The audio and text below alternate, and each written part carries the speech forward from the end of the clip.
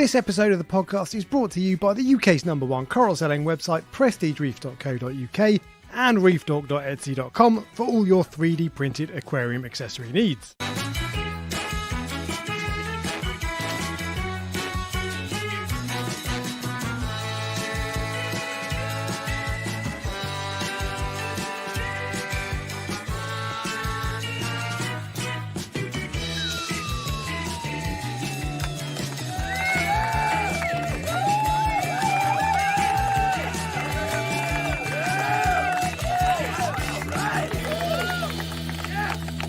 What is up, YouTube? Hello, everybody.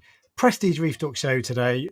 Different vibe, though. We're not going to do the usual format because we've got a very special guest, possibly the most special guest we've ever had. Definitely the most special guest. By a long way. Far more special than Ryan. Brian Schaff from TMC. Brian, hello, how are you? Hello, thank you very much for having me. Am I your first guest? Because I've been listening to your podcast for a while, so I think I am the most special and the first one as well. You came on when it was just me and you. You came on a while ago, I think. Yes, but not since you guys have been together doing this. Yeah. Together. Interesting choice of words. We had the only, actually, I think that, have we had one guest? Was it just Jeremy Gay? We had Jay on, I think, at one point, didn't we? Oh, we did. Oh, yeah, of course. Yeah. But yeah, okay. So there we go. So actually, literally, you are the most special guest. I'm not even. Don't say that. You just offended two other people. I'm joint up with those two. But yeah, so we're going to be. If you've got questions, by the way, in the chat, I'll try to keep up with the ones that are really juicy and really worth talking about. But I might struggle. I've got a list of basically. We've got Brian runs TMC, which is the UK's largest marine importer of fishing corals and one of the biggest in Europe, probably. So if you've got questions about how that whole thing works, then let us know. I've got a whole list of questions, and me and Ryan, so we went to, when we were at Aqua H, we went out for a bite to eat afterwards and just had a really interesting chat, and there were just lots of things that were really interesting to talk about. So we're just going to have a chat about your work, basically everything you do and all that sort of stuff. So okay. And I've got actually what I'm going to be basically the admin here today, and Ryan's going to be doing all the work. I love how you've done that. You've thrown me in the deep end. You didn't tell me that. So I know, don't need to. But you wanted to know, Ryan, about how you got started. So why don't you ask away? Yeah. So basically, obviously, when we were at dinner, you told me the story of how you end up owning TMC, because you didn't originally start TMC, did you? I believe you. No. Yeah. So how did you get into it, basically? So I finished university and I decided with a friend of mine, Ricardo Calado. He was doing his PhD on shrimp farming, ornamental shrimp farming, and we decided to invest in that as a business, which we did. And TMC was one of our customers. So alongside with a couple of other people in the world, TMC was one of the largest customers we had. Then I'm trying to summarize 20 years in a very short amount of time, but then there's no rush. So feel free to take as long as you want. So we were doing lots of different species, shrimps and seahorses and clownfish, and we bred a number of different species of shrimps and crabs. And TMC was a good customer of ours. And Paul West, who was running the business at the time, he's still our chairman, invited me to start doing fish. Wholesale fish in Portugal. So this is all in Portugal because I'm originally Portuguese, and which we did quite successfully for a number of years. And then he invited me to start at TMC Iberia, which is our current Lisbon office. This was in 2007-8 when we started it. And 10 years after that, Paul wanted to start thinking about retirement, so he invited me to come over to the UK and take over the business. And so he supported me with a management buyouts. And so I'm not the sole owner of TMC. So together with a couple of other people in the business, so TMC is fully owned by management, but we all did a management buyout together with the support of Paul, who's our chairman. So that's a very short version of the last 20 years of how I came to be in the UK. That was 6 or 7 years ago.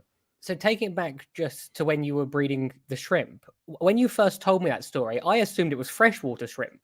So were these No. these were marine shrimp then? No, so the PhD Ricardo was doing was on peppermint shrimp, on the Mediterranean peppermint shrimp, which is Lesmata seticodata. Just because it's slightly easier to breed, and it's got the same appetite for aptasia. Yeah. Then you've got the what people call the true peppermint shrimp from Florida. We were also doing that.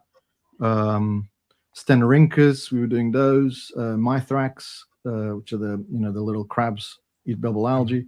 So are they still being bred on it like an industrial scale, like a large scale, or the ones that we get from the No, I didn't mention one bit. So when I left Loser Reef, the company was called Loser Reef, my brother took over that business, and then a few years later there was a big sale on the land where it was based. So that ended up closing down, and we gave the business to the former staff that were there. So they still run the business, but they only do a few species. They don't do as much as as we were doing at the time. So we gave the the equipment and all that, so they could run it, and they still operate. After 20 odd years, we're the only customer in the world, and that's what you call a very short supply chain. We know exactly what they do. That's good. That's perfect. That's what people want, because that sort of like leads me on to like the next sort of bit, which is like what makes your fish different to other fish, because a lot of people would think a fish is a fish, it comes from the ocean, but what makes your fish different to other fish? And it's sort of with the supply chain. So in products, you've got brands, right? So you've got, okay, that brand I like because of X and so, and that brand I don't like because of their features, and you can easily distinguish, as you say, a fish looks like it's just a fish, but actually, whereas a tank or a pump or a skimmer, there's multiple different obvious differences between all the different suppliers, which make you decide on one way or another. With fish, it's more difficult. It's more nuanced. I can go into a shop, or most people that work at the TMC Fish House can go into a shop and can immediately say that comes from us, that doesn't. And it will be very, amongst 1,800 different species, it will be the fact that the sizes are we've managed to, over the years, and this is not me. This is we've got people in the business working the last 50 years, 45 years. And they've established, okay, this is the perfect size for a bicolor angel. That is the perfect size for a 5-fish goby, or in terms of health and survivability, or desirability. Survivability when it arrives, in terms of how successful it will be in the tank, in the shops and subsequent tanks. So if you buy a 5-fish, you can get them really small from certain places in the world, more Pacific, just like Philippines, they'll come really, really tiny because that's where they recruit. So it's not because of a matter of quality, but that's where they recruit. So they're very, very young at that stage. Whereas a much bigger, nicer 5-fish will be probably more appealing, but obviously it is more expensive to bring in a larger fish. So you end up getting better results as well in terms of survivability in the long run, which makes that difference. So you can't really say it's one or two things. It's the devil's in the details. So there's so many different details, from selecting who we buy from, the species we buy from who we buy from the area we buy from, the way they take care of the fish at source is 80% of what we would say is a secret, or our formula. Making sure the suppliers are taken care of, they get paid a high value for the fish, so that they can then reinvest in their own business and put filtration systems in place. We support them with that. So if we go and see, okay, you need to replace your UVs or your filtration system, we'll support them through that with short loans, or not short loans, so small loans in which they'll pay us with fish over a period of a year or 2 years, as a discount on their items. But It's basically holding their hands, and supporting them and traveling quite a bit around the world. Then you've got all the work here that's in the UK and in Portugal, in which the way we acclimate the fish, the way we take care of the tanks. You go to TMC, it's always spotless, it's always clean, it's always, and it's not because you guys, people are going to visit. It's because it's how we all our internal procedures have been defined in that way. We use UV quite extensively. We were one of the first ones to use UV, if not the first one in the 70s to use UV in our facility. And that was it was Richard Sankey. Richard Sankey is the founder of TMC. He used to call it the Vecton filtration system, which was this sort of Star Trek-y. You have to remember in the 70s, Star Trek was the big thing, right? So people would ask, what's the secret of your water quality? No, it's the Vecton, so we can't show it to you. So, and that for many years it was kept that way. And then in the 90s, when we launched our first product, which was the Vecton, that's where the name came from. It was because it was UV. It was just basically we used UVs, and else did. So we have a very high level of sterilization in the water in TMC. How high are we talking? Can you tell us in terms of watts per liter, or is there a way of measuring? So we will go. So the measure, a normal tank in a shop should be run at 15,000 microwatt per second Einsteins. I think that's the that's the nomenclature of the radiation level, which is basically a 55 watt lamp on 500 liters an hour. Okay, so you have to think about that one. If you have one of our old catalogs, I mean, really old, all these tables, all these numbers are there. We're trying to put this on a more modern format, and we run it at 30,000. So we're what we call level 5. It's quite a because we do get a lot of fish through the door every day. So we do run it double than what a shop would do, and that basically kills everything except I think it's eggs and fungi. Okay. So I've made a note of 55 watts at 500 liters per hour because I have a 50 watt sterilizer. And is that the rate you should run water through at? If you're in a shop, yes. Parasites. In a shop, yes. Right? Okay. It depends on what you want to kill as well. So there's a table. I can send you that table afterwards if you want to add that as a resource. There's a table of how many microwatts per second kill and did you need to kill something. So it could be Escherichia coli, or it could be Cryptocarium, or it could be depending on Brucanella. What are you trying to achieve? And then that gives you the rates of the dosage of UV. Okay.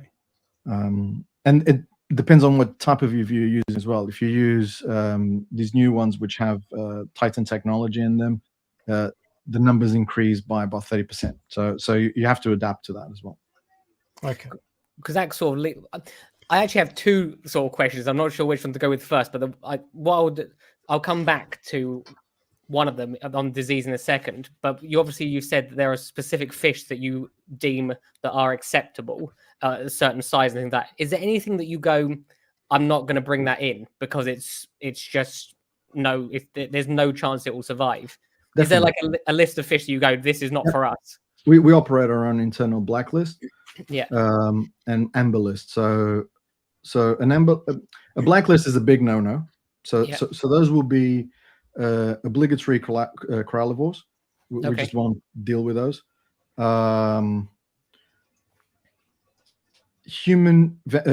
Venomous fish that are threatening to human life. Okay. So something like a blue ring octopus or a conus, we won't bring in. Except if it's a really special order for a public aquarium event or a university asking for something very specific.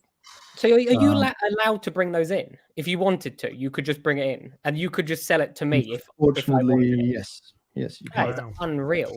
Yeah. And they're not expensive either, so it's very easy to get. You see people playing with them on social media just to make videos like with a blue ring octopus on their finger. It's just ridiculous. For me, it's a case of I don't want to wake up one day and see on the news this kid, died because of a blue ring. I mean, no, that's not. I mean, that's not why we're in the hobby. So, if you want to see them, there's lots of documentaries online, and if there's you can go to some public aquariums which can be specialized. So I've done a couple of public aquariums where they had the most venomous fish in the world, or the most venomous animals in the world exhibition going on, and they asked us for specific things, and then bring them in, and the boxes are secured, and make sure they are clearly identified with what's inside, and then only one person opens them, only one person deals with that tank and that thing. It's quite. Hope that It person involves a gets lot of paid. logistics to be safe. So Yeah. So, and it doesn't pay for itself. So I don't think it's worth doing. So those will be the blacklist species. There'll also be species if they're hugely in danger and all that. We just don't trade in things like that. Then you have the amber list. The amber list are fish that we may or may not know how well they're going to do. Yeah. So or we don't tend to do very well with them. So you'll only find them in London. So if and there's a phase in which we are not doing very well with them, and then we say, is it us doing something wrong? Is it the packaging, or is it a new supplier? Is it something that's changed? And then we'll run it for a few months in London, and then if we're still not, we'll just put it on the blacklist because we don't do well, which then means we will also blacklist fish above 20-25% mortality. It will be blacklisted. Yeah, really. If you can't, example of that kind of fish where that's happened. There's a couple of wrasse which are incredibly difficult to keep. I can't remember. We don't see them. Let me think. I can't think of one, to be honest. No, okay. It doesn't matter. Happen often. Yeah. I know we had a big discussion internally, maybe 15 years ago about that when we started this thing more seriously. Yeah. And I know there were a few fish that we just looked in our record and said, what's the point of trading in this? Even that makes no sense. So we've blacklisted those. It's not a huge list, but it's still something we are very, very careful with. There is because I see the import lists all the time, and it's not unusual on an import list to see a black tip reef shark. Does anyone ever order those? Because they're like $200 or something. Yeah, to public aquariums will order those. But how do they ship them over? Like they come in a big crate. So it depends on the size. So if it's a smaller shark, but even on small sharks, they'll come on a crate, and they'll be able they'll they have enough space to move around. The fish itself is quite inexpensive, but it's the freight that will put the cost in. Yeah, I just always think, who is buying this? Why is this on every list? We only sell to public aquariums. You need to show that you have the facility to take care of that. That sort of fish. Or there's no point in selling it to a shop or Maidenhead. Yeah. Okay. Sorry, I'll keep going. So, on the point that we've just got a million questions. One thing I just wanted to add to this amber list is the fact that it can be quite unfair as well to some suppliers. So we are the reason we're very careful with it. So I'll give you an example of I just remembered on the orange spot in the Forcipedia longirostris. The orange spot, long nose. It's very difficult to keep if you don't get it from the right place. So most of the places where people get it from, you're not going to be successful with it. I mean, people even say it's obligatory corallivore, but we get it from specific supply line, in which is short supply chain from Fiji, South Pacific, and we do very well with them. And they eat, mysid, they eat brine shrimp, they do very well. So they're not the easy fish to keep, but they still do very well. So I think that fish specifically is about stress management at source. That's what really is the recipe for success on that. So it's difficult to say, it goes on the amber list or it goes on the blacklist because it's we can't keep it. Well, you really need to evaluate why is it the case. And most of the cases sometimes it's about the procedures they have at source. So actually, I'll come back to the question I was going to ask. I'll come back to the question I was going to ask in a second, but you're talking about stress management and that sort of stuff, which you mentioned earlier. But in terms of, so some people ask if shops quarantine, and often surprised that they don't. And as a wholesaler, you don't quarantine, but you talked about stress management being the most important thing. So, I mean, talk us through that. What does that mean? Why don't you do full quarantine? So you have to think about the journey a fish takes from the moment it takes out of the reef, right? So in a perfect scenario, a fish would be taken out of the reef, put into an exporter facility within an hour. make sure the fish is fed, is intact, no issues with the fins, no issues with the nets. And then it gets shipped a couple of days later to TMC. We receive it, acclimate it, keep it for a couple of days. It's feeding, it's behaving naturally. It goes to the shop, and it can be, it doesn't have to be a couple of days. It could be longer than that. It's typically longer than that, but but unfortunately, you do have some areas around the world that, because of their location, not because people want to create a long supply chain, especially on the very geographically huge countries. I mean, you've got Indonesia, which extends. The size of Indonesia is from London to Moscow, so you have to think about it. If you flip it around, it's a huge country. Philippines, same thing. So if you're collecting a fish from the way up north, and your export facility is in the middle of the country or south, it could be a couple of weeks between the time it's collected to the time it arrives to the export facility. So, and it could go through various hands as well. So the fisherman can collect it, give it to another middleman. It can go to 3-4 middlemans until it gets to the actual exporter. By that time, the fish is very stressed.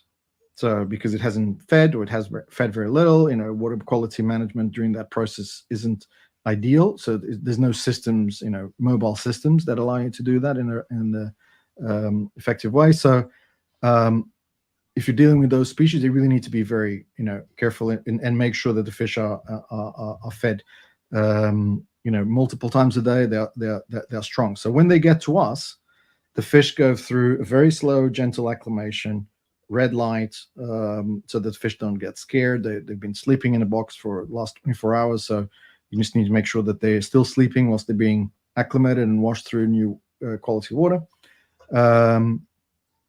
They immediately get opportunity to feed, good flow of water going through them, and without any interaction with other species. So they're just by themselves, just recovering. And as soon as they start behaving naturally, they go into the main fish outs and they're ready to be sold. So that when I talk about stress management, it does allow you to, if you focus on your supply lines and you select the ones that are able to give the least amount of stress to the fish, those are the ones you should prioritize on. That's regardless of cost.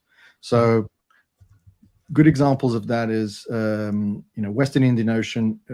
We've had it's quite well known that we buy significant amount, quite a lot of fish from Maldives.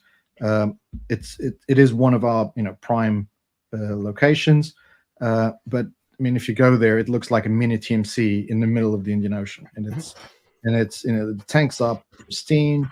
The island only does this. I mean, it's got a team of people just completely obsessed with fish, making sure the fish are okay, but to do that, they have to charge a higher value of fish than other locations would, but we don't mind. I mean, the most expensive fish is the fish that dies, right? So the fish is okay, and that's why a powder blue tang from us tends to not have many issues with cryptocarrion. I mean, I'm not saying it's completely immune of that, but it tends not to have that. Whereas if you get those from for the Eastern Indian Ocean, they'll be going through quite a journey until they get through the export facility, and people don't tend to do as well as that.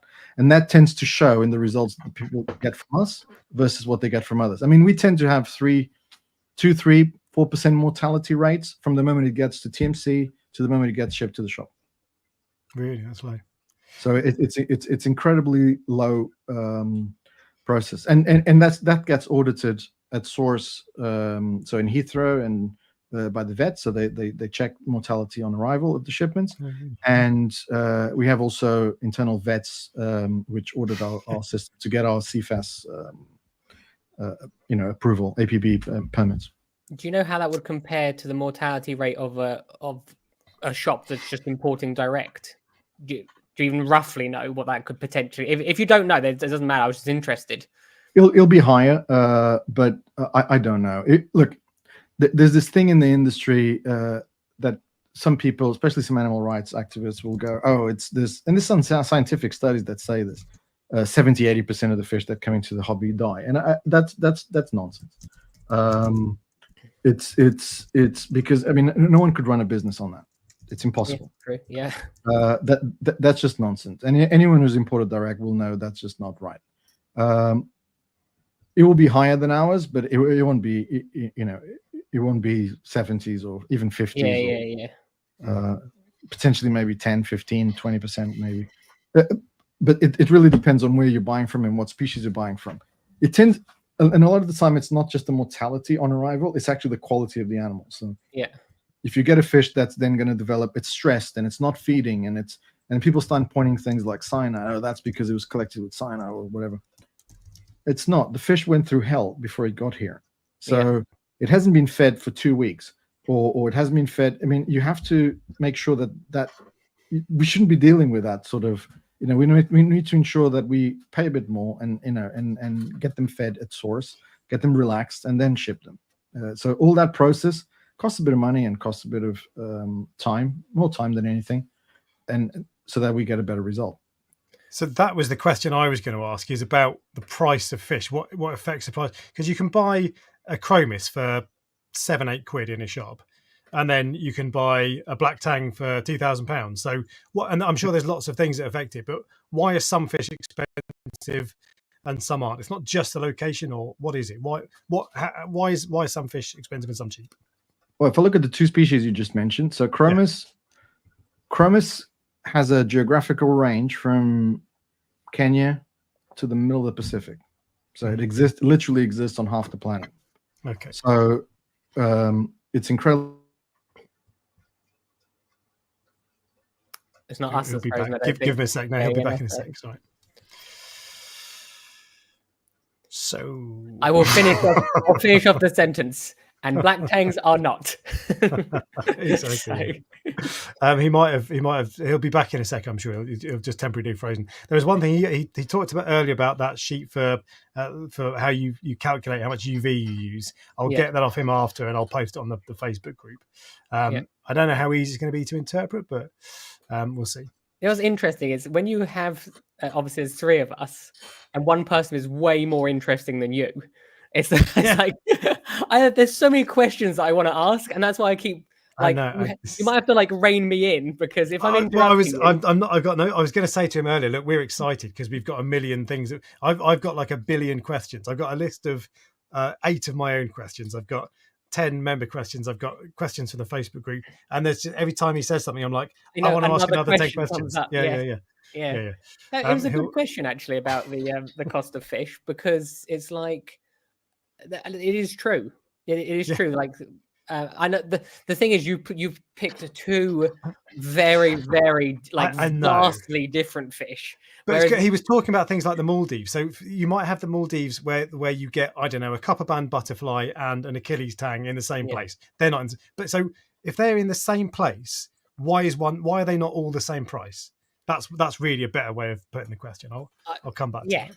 Yeah. I have a feeling that a fish or coral is worth what someone is willing to pay for it, I assume. Yeah. True. It's the same. Why is one handbag worth more than another handbag? But they why is it a Hermes? I'm not very good with handbags. More expensive than a Waitrose carrier bag. Yeah, they both do exactly the same job. So and it's probably that's my assumption. But it was interesting because he was talking. He's just rebooting, by the way. In fact, here we go. Right. Sorry about that. Brian, how are you? Sorry, you would just say. So the question, I asked you a bad question because it's really obvious why those 2 are so extreme. But tell us a bit more about why some fish are more expensive than others. So you're talking about the range of chromis are everywhere. It's related to the range, obviously, where they come from. So some fish are used like chromis to, fill quarters of boxes or bits of boxes. So they tend to be very inexpensive, and they exist everywhere around the world. Some species like, the black tang, they'll come from South Pacific, or, and just the distance involved in bringing those fish there to London, they and the size they get, they just take a lot more in terms of freight. That said, the suppliers also charge a lot more for those fish. So they're rarer. There's less shipments coming from those origins. so then it ends up being more expensive fish. Internet has changed that quite a bit, actually, and whereas before, the prices weren't so widely advertised. So today, if koi tangs are a good example of that. So koi tangs, the moment a strange koi tang goes into the market, and then you get all these news blogs and which everyone knows and everyone reads, and literally everyone reads, including fishermen who collect them. See, oh, that got sold, and that doesn't necessarily mean we sold it for that amount of money. I mean, it got sold to in the hobby for £10,000 or £5,000 or even £1,000, and they immediately changes the price at source, which then makes it worse for the next shipment. So, and it keeps making it, and it's a bit of a snowball. So, and it only stops when the market says, no, well, that's too expensive now. So then you have to go back. But most of the money, we had a white koi tang, beautiful fish a few years ago. 90% of the value of that fish stayed at source. So we would charge a fortune for that fish. So when people say, oh, that fish cost £20,000 or whatever it was okay. Well, we paid, I think it was $16,000 or $17,000. So it's at source. So and that's a short supply know chain. What they've got, basically. So. Which is fine. So, and then they know what they've got, and they keep the money. There is a huge risk with that for you, though, because obviously, if that fish died, do you still have to pay it, or does that not work? Does it not work like that when you're buying from source? Yes, I would have to pay it. Some shops get stuff. We pay 100% of the shipments we receive. So some shops get stuff in to go, look, I've got the best, like the newest, coolest fish in. Do you as a wholesaler feel like you have to do that too? Is that why you got that koi tang in? Or is it literally someone wanted it, so you went and found it and you went, there's money in it? On those ludicrous expensive fish, we tend to have them pre-sold. So or the majority of the shipment, we've received pictures obviously of those fish. We forward them on to some customers. We think, these guys are the prime candidates for these sort of fish, or they'll have customers that can pay, because a fish that we sell for that sort of amount of money will sell for tens of thousands. Not everyone can buy that, so you tend to know more or less where in the UK or in Iberia or Europe, and we try to split the love a little around as much as possible.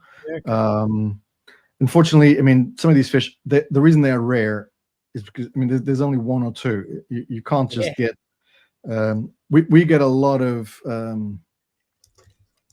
heated debates and conversations about why did I not get it and you got it.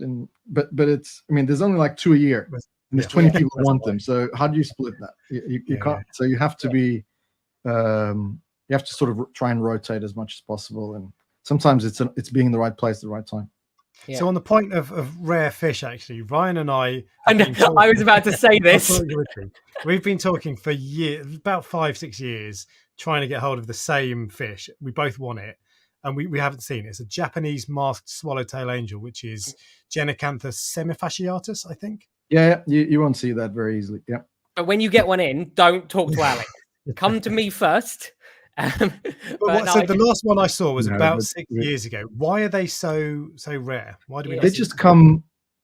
If I'm not incorrect, they come from northern Philippines, close to. They're really up north, and it's a combination of boats going up there,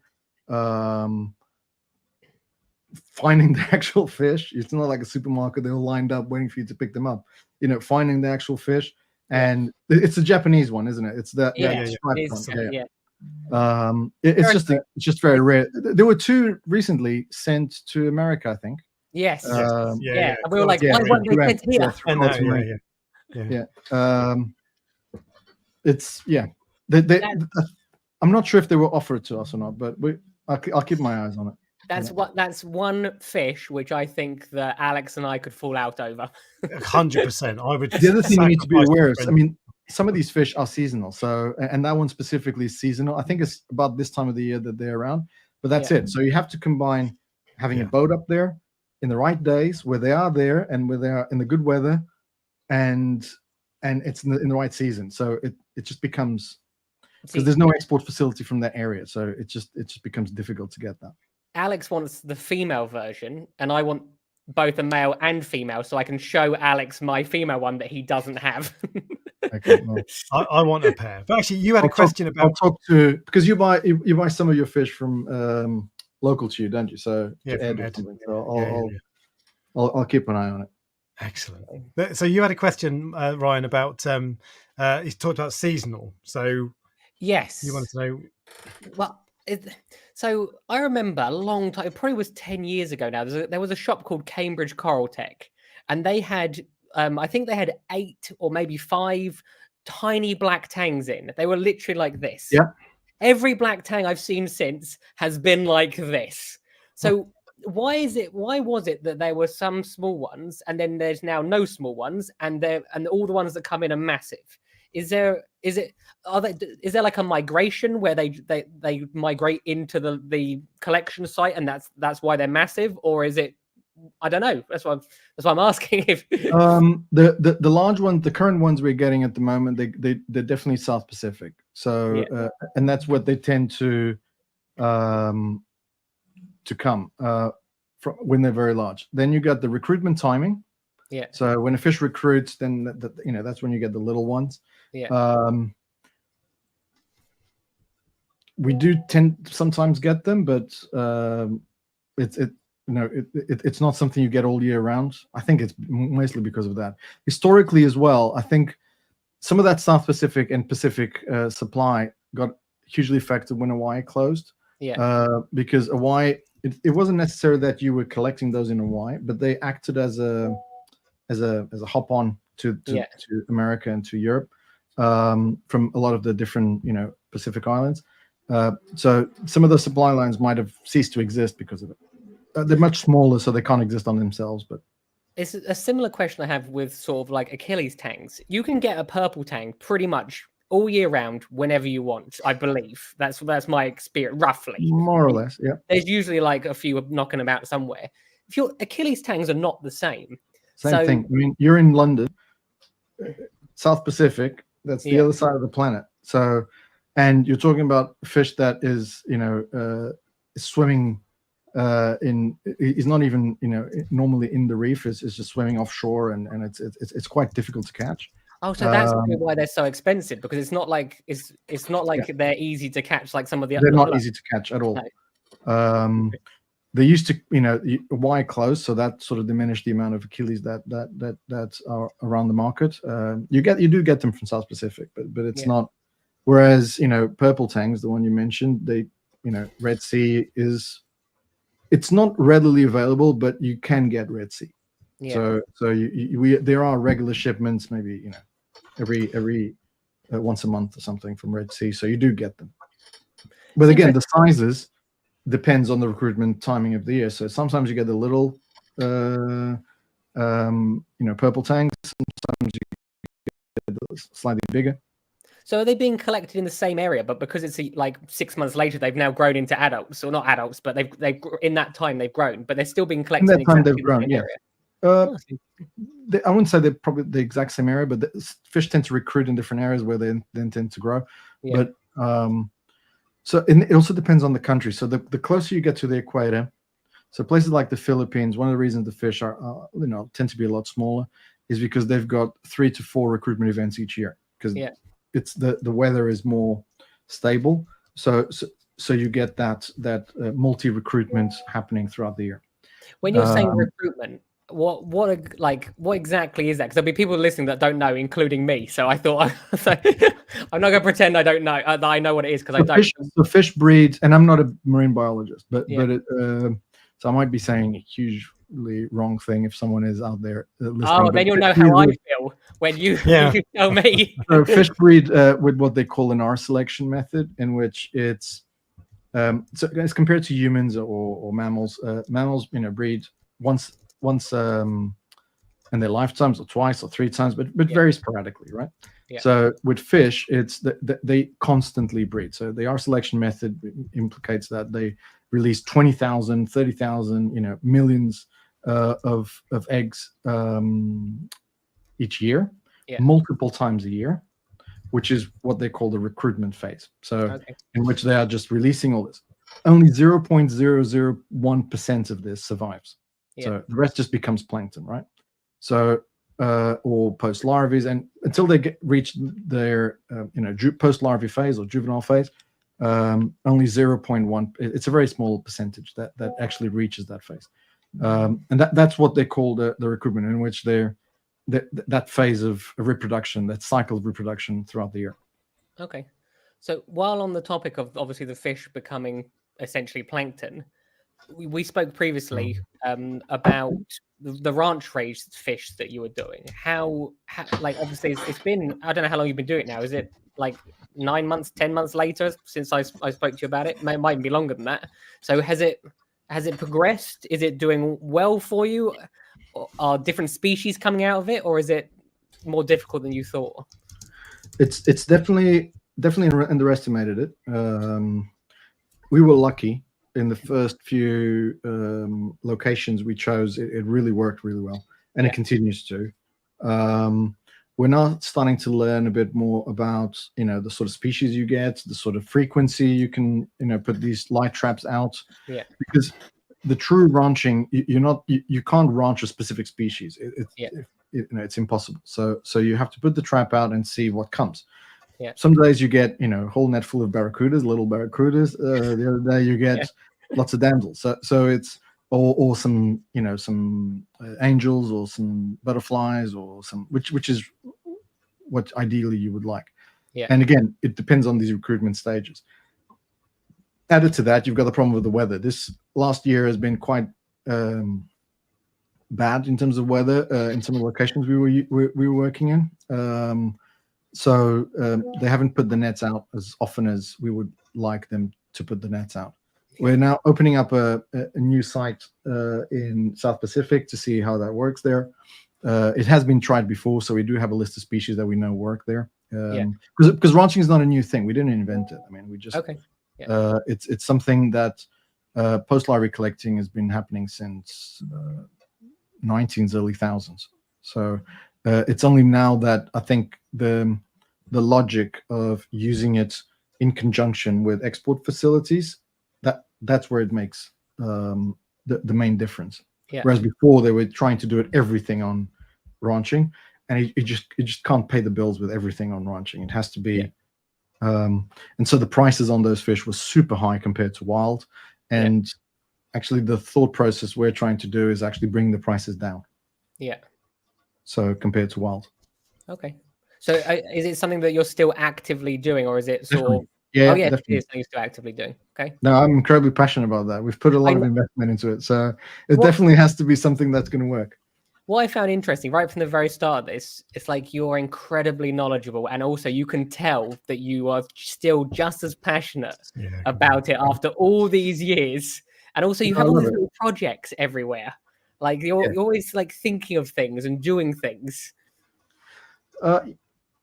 Yeah, I'm not sure that's a question. That's you're sort of stating a fact, but yes, I am. Yeah, it wasn't a question. It was stating a fact.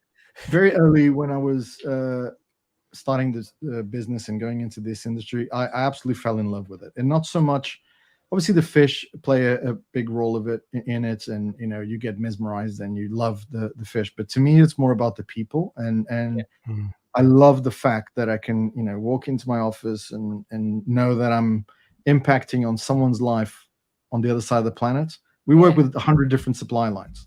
We move something between 750 1,000 boxes a week. So there's all these fish moving around the planet, and it's incredibly rewarding to then, when you travel to some of these places, to see, okay, this is why we do it. You see people coming out of whether that's poverty, whether they're in first world countries and they are just making their own living, because we don't deal only with third world countries. We also deal with Australia is a good example of that. You go there, but you see the true genuine passion these people have for what they do, and to care for the reef and to care for the animals that they depend on. So I love, that's the bit I love and I'm very passionate about. So you mentioned obviously bringing in all of these fish, and I asked you this before, but we always, obviously, Alex and I and you had a little chat before this started. Like roughly how many fish, if like come in directly through you, so people can look at their tank and they can go, right, I've got 10 fish. Statistically speaking, this many of them have probably come through your hands at some point. So that depends on the year you're talking about. Obviously, TMC's been around since the 70s. So we move about, I mean, on average, 1 million, 1.2. It has gone up to 1.5 at some point, million fish a year. Yeah. The reason I say it depends on the years is, for example, now there's this big thing about, especially in Europe, energy consumption, and so people have moved towards, or the hobby has moved more towards smaller tanks. Yeah. And you can see that on the selection of species we're actually being asked for. So, and we're actually selling. So, but that also tends to then leave a smaller number of fish needed to fill in the same, those tanks. So the numbers have dropped slightly, but they have increased on some species which are smaller species like gobies or wrasses, or little species that will do well in nanos, or smaller tanks, smallish tanks, 100 liters, 200 liters. As opposed to 500, 1,000 liters like you used to have a few years ago, where big tanks and big angels were being sold in higher numbers. Now they're not. So as I said, how, like, if 10 fish came into the country? Oh, in terms of percentage, so last year was 85%. So we monitor that through Intrastat and through official records of by weight. So. And we know our weight, so we know how many.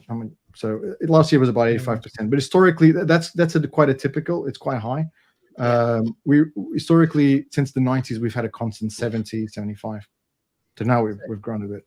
So pretty much every single person listening that has a tank in the UK, probably in the UK, Portugal, and Spain for sure. In Europe, potentially, yes, quite a bit.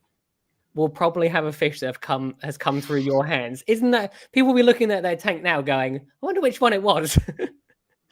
A lot of the fish, yes. So when you go to the shops, I mean, there are some shops who just buy from us. Shops who buy mostly from us, but they also dabble on other things, other imported, which is fine. And then there's only very few. I only know one or two who will, be very, very independent, and they'll just do their own thing, which is also fine. So, I mean, I usually say to people, the only way, obviously, I'm as a leading the business, CEO of the business, I have to create some sort of strategy, and for me, the goal is not so much to how do I get the 100%. That's going to be impossible. I'm very conscious that even 85%, I think it's too much. But so the only way to grow our business is to actually grow the hobby. So how do you grow the industry? How do you grow the pie so that's bigger for everyone?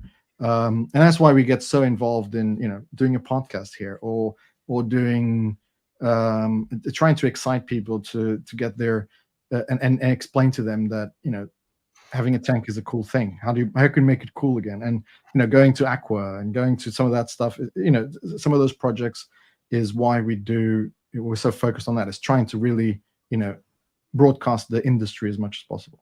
And that's what you did with the jellyfish tanks, isn't it? I think that was about getting people into the hobby with something that was exciting. So the jellyfish tanks is one of the products we've launched last couple of years. Obviously, other things like the little nanos, the next wave tanks, there's some new ones coming out. We don't tend to specialize. Some brands and some companies tend to go for the super premium, super high quality stuff, which is fine. They've got their own place and they've got their own customer base. We tend to focus more on how do we bring in the new generation, the next wave of hobbyists into the marketplace, and how do you also good quality equipment, but how do you make, we focus a lot on trying to reduce prices. So skimmers is a good example. Last year they came down 40% just because we got to a point that you're going to pay £1,000 for something you don't even know what it does. For a new hobbyist, it's a lot of money. So it's for us, the view was, okay, well, how do we make this smaller? It's not a super duper, I don't want to name any brands, but it's It's super not all duper. single. It's not a Rolls Royce skimmer. It's not a Rolls Royce. It's a Ford Focus. Yes, or maybe Mercedes or a slightly more nice. Oh. But it's the concept there is to try and make it affordable and accessible. Yeah, So something like a jellyfish is a quick decision for someone visiting a shop and say, right, I'd like to have this. Is this possible? And we then provide the support in terms of how the shops need to advise the customers to keep them. Provide the jellyfish as well, so they're good quality, and hopefully it will spark some sort of interest in a teenager or in a young adult trying to go into the hobby, and then that will then take them on to having a next wave tank or a reef tank or a nano or then maybe a 2-meter tank at some point. But it's that's the logic. How do you grow this hobby? How do you grow? That's the biggest challenge. One of the biggest challenges we have at the moment. So in terms of growing the hobby, then is it like so? It sort of contracts, it grows and it shrinks. And COVID was booming after that; it's gone down. But like over a long time period, is it growing steadily, or is it just? So obviously, we do have a quite unique position in which we have a large market share, and we always had that, so we can see those trends quite easily. In the last maybe 10 years, if you take the picture of the last 10 years, you had a big spike, about 30-35% increase during COVID. That's come down to back to where it was before COVID, which was expected to happen. I mean, that just doesn't, it wouldn't stay at that level forever. And I would say it grows, maybe relatively close to what inflation is. But when you look at number of fish coming into the country, that has decreased. So, and you can see that on official reports that does decrease over the years. And so does that equal fewer people in the hobby? I don't think it's fewer people in the hobby. My view is smaller tanks. Right. Oh, interesting. Yeah. Also, better success, because the hobby is so much easier now than it was when I first started. So true. People, I mean, the equipment out there is better. There's more information. There's more ways to how to keep fish. So people tend to not lose fish. I mean, fish can be kept for many, many years. But I generally feel, I mean, when you look at this type of species, they are going through our facilities. They're completely different to what they were 10 years ago. So you can see a lot smaller fish and a lot of fish that do well in smaller tanks, reef tanks, as opposed to fish only. And it also varies with markets. So some markets. So I recently went to Germany, visited a couple of friends, and Coral Farm and Tropic Marin and a couple of people, and their hobby there, at least the bit I was shown, is very much focused in coral and reef tanks, but very, very coral dominated market. Not so much fish, which is strange. Whereas in the UK. Fish play a much bigger part of the hobby, and so it's just different markets, different realities. Is there something that because obviously you said you've imported like millions of fish now. Is there something that's special to you, where you go, I remember that individual fish that was imported?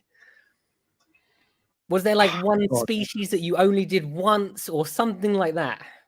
I'd love to be able to tell you that. And one of the things I do miss the most is actually being on the ground all the time to look at the fish, which unfortunately I'm not as much as I would like to. No, I look. There's so many different species. You can name things like sharks or some leopard sharks or things like that, which are quite striking. Raunched fish was very special for me. I mean, when seeing some of those little ones come in were very unique. I don't really get dazzled anymore by this unique coloration or hybrid or a Citropangi boileye or something like that comes through the facility, because I look at that and go, it's incredibly rare fish and it's nice. It's a really nice fish. It doesn't wake me up. It doesn't, that's not, I'm more, I would say the ranch fish if I had to pick anything. People ask me all the time what my favorite coral is, and I can't answer the question because they're just a blur. Difficult, isn't it? Like there's so many of them, and I appreciate loads of them. So how can I have a favorite? And it's I mean, I listed all the species we trade in for CITES not so long ago. We were in this United Nations workshop on marine ornamentals in Australia, and they asked us, we had to do this big list for Cambridge University of fish. We deal with about 1,800 different species of just fish. Yeah, it's a lot. I mean, a lot of them are just ones and twos. I mean, don't get me wrong. It's not like we do hundreds of thousands of each species, but it's still a lot of different species. So it sort of it creates a lot of excitement, and that's part of the beauty of the hobby, that the variety of species you can actually play with and you can actually enjoy and learn more about. But I can't really tell you one specific one other than specific projects. Not recently we had some captive bred fire shrimp, which was quite special. Quite like that to see those. Because I used to do them back then, but that's more of a personal link than anything. So it's not like the coolest thing. I will let Alex go because I keep interrupting, and when you cut out, I said to Alex, you need to hold me back because I have too much excitement and I have so many questions. So I will let you go, Alex. So you've answered. I've got a list of member questions that I'm going to get to, but I'm struggling to fit them in. But so you answered one of the questions, which was kind of a dream fish sort of thing. But same question about coral. Is there a special coral or one that stands out for you, or one that you love particularly? No, I'm not a coral. First of all, I'm not a coral person. We have coral people in the business who love corals and love their, all the different names, all the different designations, and they know a lot more about coral than I can ever dream of to know. But it's again, it's the same thing. I love the fact we get involved in some unique items that come through. I remember the first Catulophilia that came into the UK back in 2000. I was a customer of TMC at the time. I was the customer who got it. I paid £500 for it. Wow. At trade. It was the first one that came in. And we sold it instantly. So, and that was at a time that it was incredibly difficult to get some of this stuff.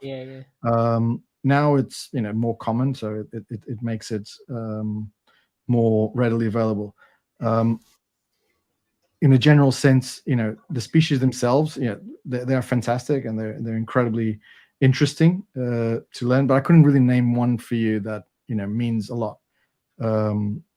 Shrimps potentially is probably the species I get more involved because that's how I started. So, sexy shrimps, stenorhynchus, or all different crabs and peppermint shrimps.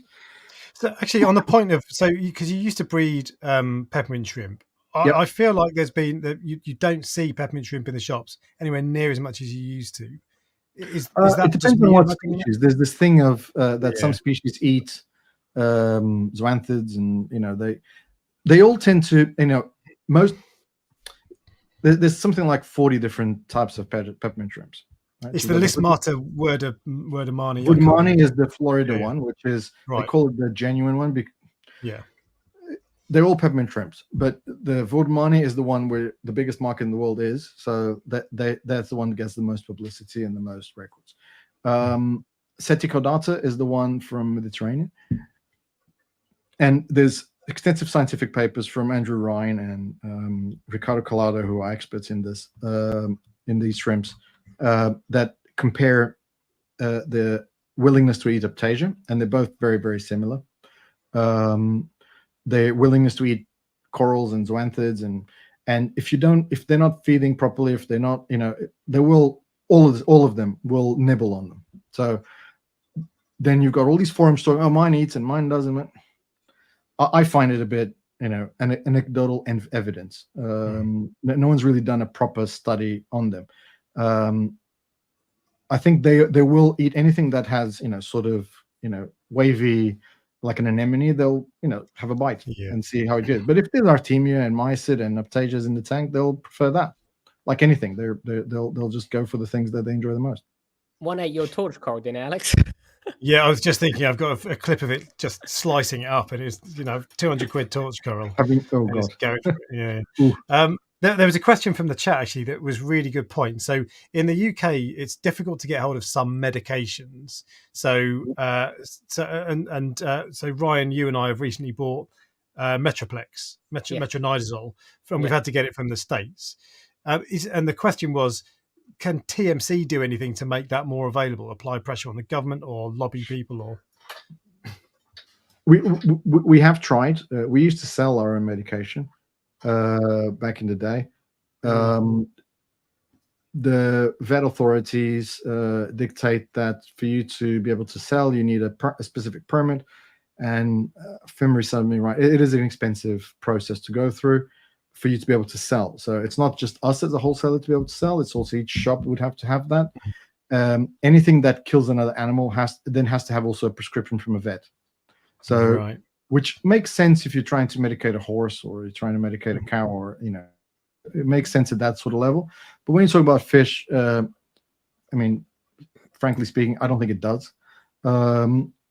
To get a vet involved, obviously you need guidance that the shop can give, or should be able to give, but you don't need a proper prescription. It just makes it completely out of proportion, and what ends up happening is it makes it impossible to get that. So you either formulate your own thing, which is dangerous for most people to do, or you can't really get it. I mean, that's why things like Elimiaptasia disappeared from the market. There were these liquids that killed aptasia, or flatworm exit. Also, you can't really get it.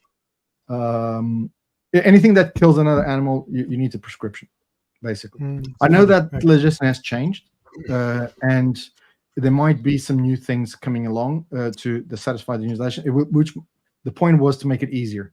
But I don't know enough about it to be able to speak it here, openly.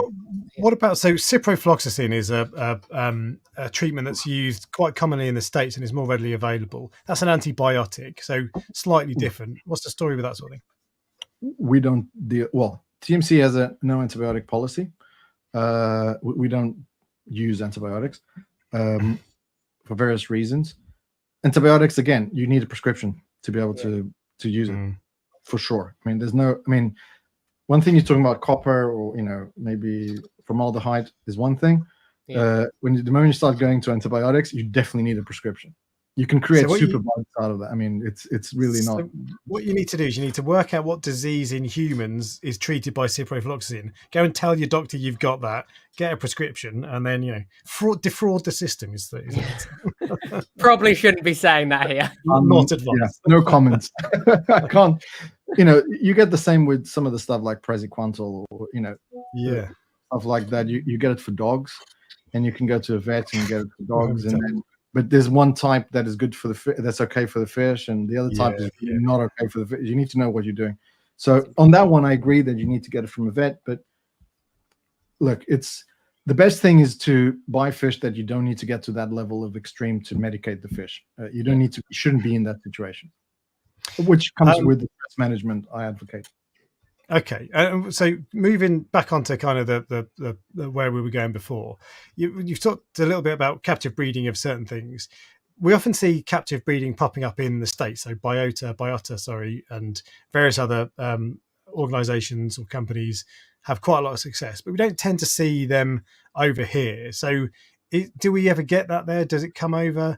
Biota sell. We buy, I mean, we buy from any breeder around the world, but the ones you mentioned, the typically larger ones in America, they all supply us, and we tend to move, whether it's yellow tangs or clownfish, or a lot of that stuff will come from breeders.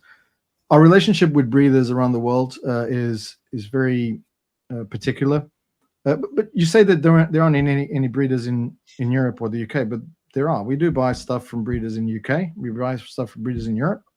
So there are quite significant. I mean, even people like I said I wouldn't name anyone, but he does deserve some recognition. De Jong, he's made a big investment in his captive breeding facility, and he's a comparator of ours. But I do respect him a lot, and he did quite a large investment. We decided as TMC not to do it. So, well. Let's go back a few years. So in the early 90s, we had a hatchery. It was one of the first hatcheries in the world, first MAX certified hatchery in the world.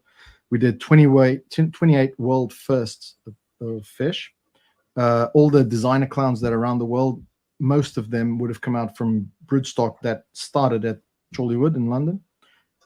Even Aura in the States, I went to visit them a few years ago, and he showed me this little tank that was in the corner, which was quite interesting. That was Mr. and Mrs. TMC. And I was like, well, why is that Mrs. and Mrs. TMC? Well, you know, all the designer clownfish, all the snowflakes we've sold, they all came from that broodstock.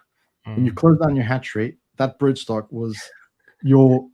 We've never been able to replicate this from wild ocellaris. So that is the broodstock that originated all the snowflakes that exist in the States, according to him. And anyway, it makes an interesting story. But our view back then was, look, we were doing 350,000 clownfish a year. So, and we were at that sort of volume. We needed to then export them and move them out to other countries. And we were not buying and supporting the people at source that were breeding them as well. Now, people in Indonesia like Bali, Anchorage, or you know, and there's a number of them. I'm just trying to stay on the most well-known ones. And our view was, okay, we need to support these people as well. So we're sort of competing against each other. Doing it at source is far more profitable. It supports the companies, the people that depend on the reefs as well. So instead of collecting, they are now supporting, and respects what they call the Nagoya Protocol, which is effectively this, whereas the heritage of each species should belong to the country who owns, where that species came from.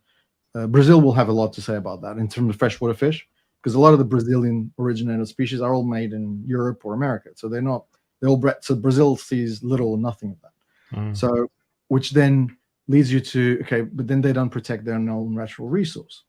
So seahorses is a great example of that, in which if you want to buy a seahorse today, you can only really get it from breeders in Europe, the UK. There's a couple in the UK. There's a couple in Europe. There's now one or two in America or the American continent, but that's it. We used to buy seahorses. I did a study maybe 3-4 years ago for Seahorse Project, in which they asked us for 20 years of data since the seahorses got put into CITES until that year. And we showed them, look, the amount of seahorses we trade hasn't really changed. It's not a huge number. So that all of Europe, if I'm not mistaken, was about 20,000 a year. But the way we source them has dramatically changed. We now buy from 2 countries in Europe, whereas we used to buy from 16 different places around the world. Completely sustainable, completely with a positive impact in nature, in the local communities, and in the species, because those people were protecting the reef, right?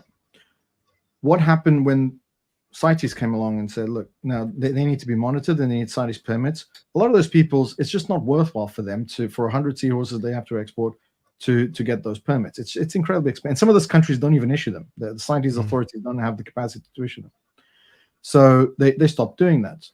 But they still live on the reef. They still, live on those things. And what they do now, I mean, unfortunately, a lot of them still trade on seahorses, but they dry them up and send them to Asia.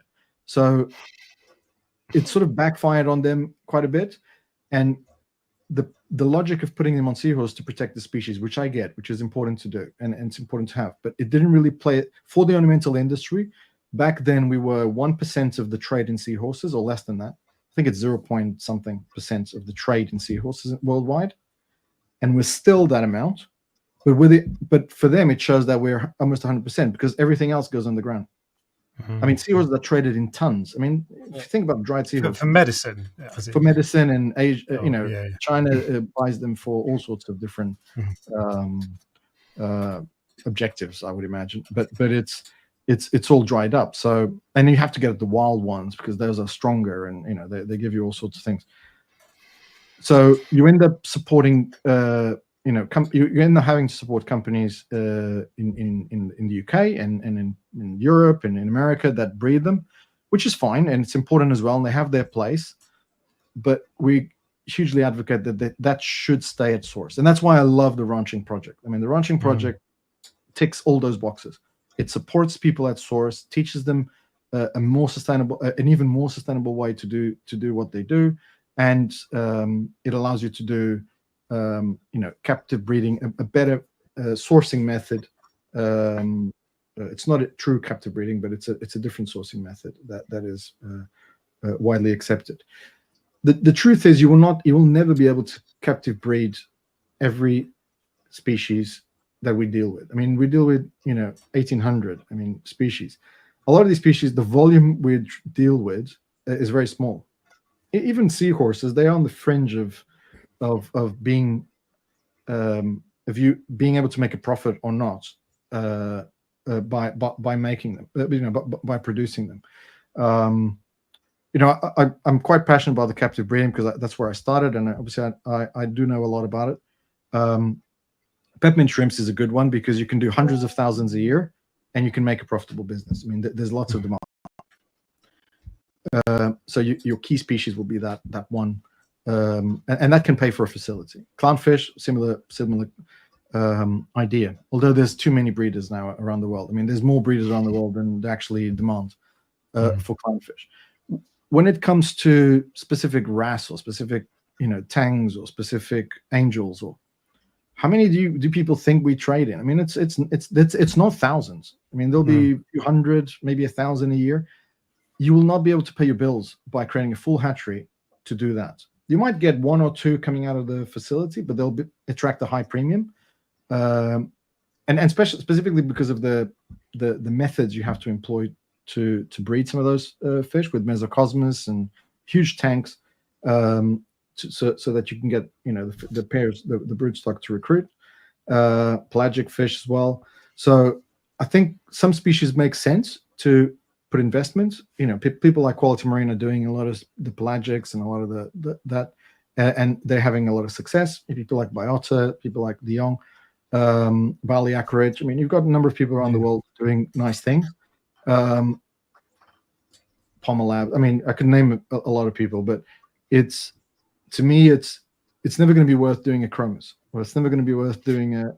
And the chromis is the #1 traded species in the planet by quantity. So, so that's your best-selling fish is the chromis, in quantity. It's chromis. Yeah. So it's not clownfish. No. I would have been, if someone said bet money what the most popular fish you sell is. One of my questions was going to be, what is your second most popular fish that you sell, excluding clownfish? You'll have things like there'll be a few damsels. Clownfish will be there. Up there, Antheus will be, in terms of quantity and value. Yeah. If you start talking about value, you get some of the tangs as well. Yeah, get up there, including the captive bred ones, and there's quite high values being traded on those, which then make sense for the hatchery, to invest in all the technology. I mean, when you're talking about, I know the levels of investment needed for some of these facilities. You're talking about the millions of dollars and millions of pounds. Some of the companies I've mentioned, that they're over £2.5 million investment in those facilities. So you have to really, what are you going to breed and how much of it are you going to breed? And there's this weird interaction when you're running a hatchery, and we saw that at TMC and at Loser Reef. We also, in my own hatchery, we also saw that when you're trying to do too many species in the same location with the same people, you tend to affect your yield. So if you're really successful with clownfish and you start doing neon gobies, the neon gobies start going up and the clownfish start going down. It's really weird. You don't understand why, but it does happen. So you need to have almost separate teams dedicated to each group of species and to each group, which makes it incredibly expensive. Yeah. Moving to sort of the point of corals, because Jamie Craggs is making strides in spawning corals, and he's giving away his recipes basically. And I've seen people popping up with the stations repeating what he's done. Yep. Are you starting to see captive or wild? I don't know what you call it. Are you home spawned corals? Obviously in corals, you can get them maricultured, which has been happening since the 90s. So that's when you grow them in the ocean, frag them and grow them in the ocean. So that's where the majority of the trade is. Then you can frag them in house. So do just which is what most people do, which I believe is what you do, Ryan, and most people do in house. And then now Jamie started this whole revolution, and we've been working quite closely with him. A lot of these brood stock comes from us. So he asks us, I need corals from that location in the world and that time of the year before they spawn to be sent to us, and we'll support him in that. And in many other projects we're involved with him. But he's cracked this sexually breeding of some species like scollies, or what was he doing as well? Cynarinas and Catalophilias. He's done a couple of those. So he's definitely cracked that. And we're starting to see, there's a couple of companies in Australia. Monsoon is one of them, and they've now managed to get their permits for genuine captive bred, sexually bred corals, and those will start to trickle through the market. So things like scollies you may have heard it here, that you might get them soon. From but sexually bred, which is and it's a very long period, because for you to get that, you need to show F2s. So the UK government and the EU will state, no, it has to be an F2. So you have to take the wild one, let it breed, grow the little ones, grow them to a point that they breed, and then the offspring of that is what you can actually. So it's incredibly lengthy period. But again, it makes a lot more sense to do it at source, and that's why when I went there to Australia and I saw that, I said, great, let's push this. Let's see how we can support you. Speak to in terms of a little bit of lobbying the government and understand what are the bottlenecks, what are they concerned about, and then feed that back to them and say, right, you need to do it in this way, and then they'll authorize you to operate. Because that's where it's their own resource. You have to always remember that. This is their resource. It's not ours. So is there a time frame on when you think Jamie Craig's scollies will be semi-readily available? We've had a couple. It'll take some time, because no one's really doing it apart from a couple of companies around the world. No one's really doing it at scale. So it will take some time, and some of these corals take 2 years to grow. So you have to think. Scollies being one of them, they take. You won't be able to sell.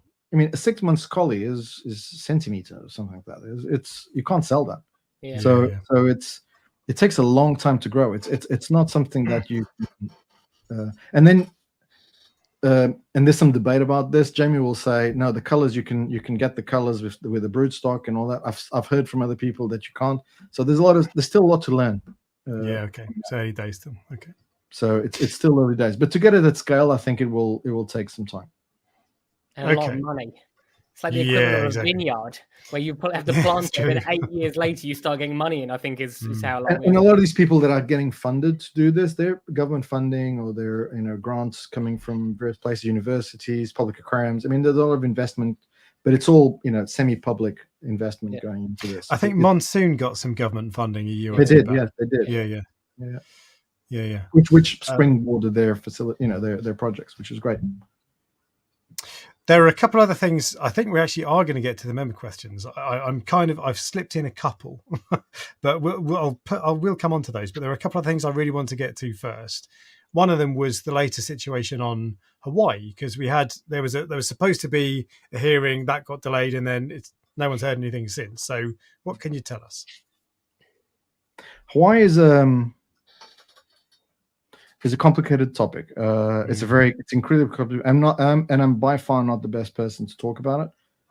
But I am, obviously a big supporter of the people of Hawaii and, in the fishery for various reasons. But where we are at the moment with the process, I know we won the last hearing. When I say we, it's, the industry itself. We financially supported the legal team behind it, together with other businesses like QM, or there was a Pyjack, a couple of the big chains in America, Seagrass as well, Petco, and the logic was all argumentation sent forward by Earth Justice, which was the animal rights activist group behind the closing down, was eliminated. So it was refuted and said, look, it is sustainable to collect these fish. There's a 2,000-page EIS explaining that at length. It's available online. You can see it. You can see the locations where they're collected from, the locations where they're not allowed to. I mean, they're only allowed to collect on 20% of the whole island. So the rest is completely protected. So it's been proven. And one thing that's quite interesting about Hawaii is that it's the most well-studied fishery in the planet.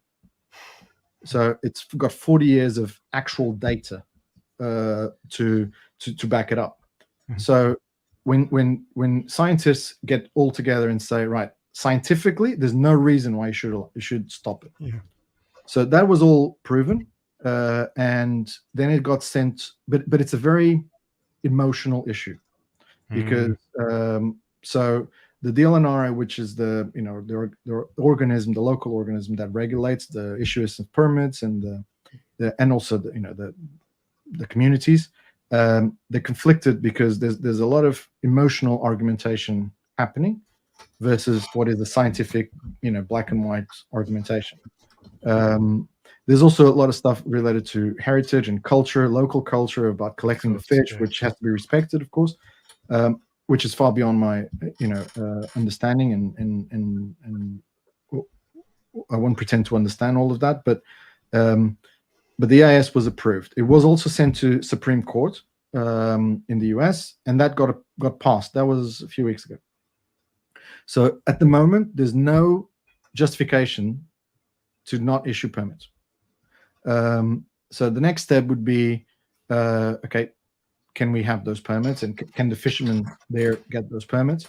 So that, and it's a very limited number. It's an incredibly small number. It's 7 individual permits. So it's 7 individual people. So if you have 3 people on a boat, that's 3 permits. So it's only 7 for a handful of species. So it's not even going to be. We never expect to see all our money back from what we put in all this. But it's an important topic that needed. We could not let Hawaii fall. That was quite clear a few years ago, because it made no sense to let it fall. There was no scientific reason to allow it to fall, and the United States, specifically Hawaii, is too much of an example to be set incorrectly. So what I mean by that is if you're in a smaller country, South Pacific, or in a small, and you see, and if you're in a ministerial position, you see, well, if they closed it there, it must have been for some reason. Maybe we close it here as well. Yeah. Okay. So without any scientific reason, I'll mention this. So this conference I was in, Marine Ornamental Workshop for CITES in Australia, and one of the questions was, what makes a good fishery? And this, bear in mind, this was attended by 200 odd delegates from all over the world. People from IUCN were there, from WWF, all the different organizations, whether pro industry, against industry, everyone was there. And there were 2 importers there as well. So it was us and another Quality Marine, another company. And it was interesting to see that lots of scientists raised their hands. And the argument was, if you guys are not listening to science, what's the point of science? And I had this guy who actually validated scientifically. He's one of them, the top guys in IUCN, Luis Rocha. He's a very famous guy.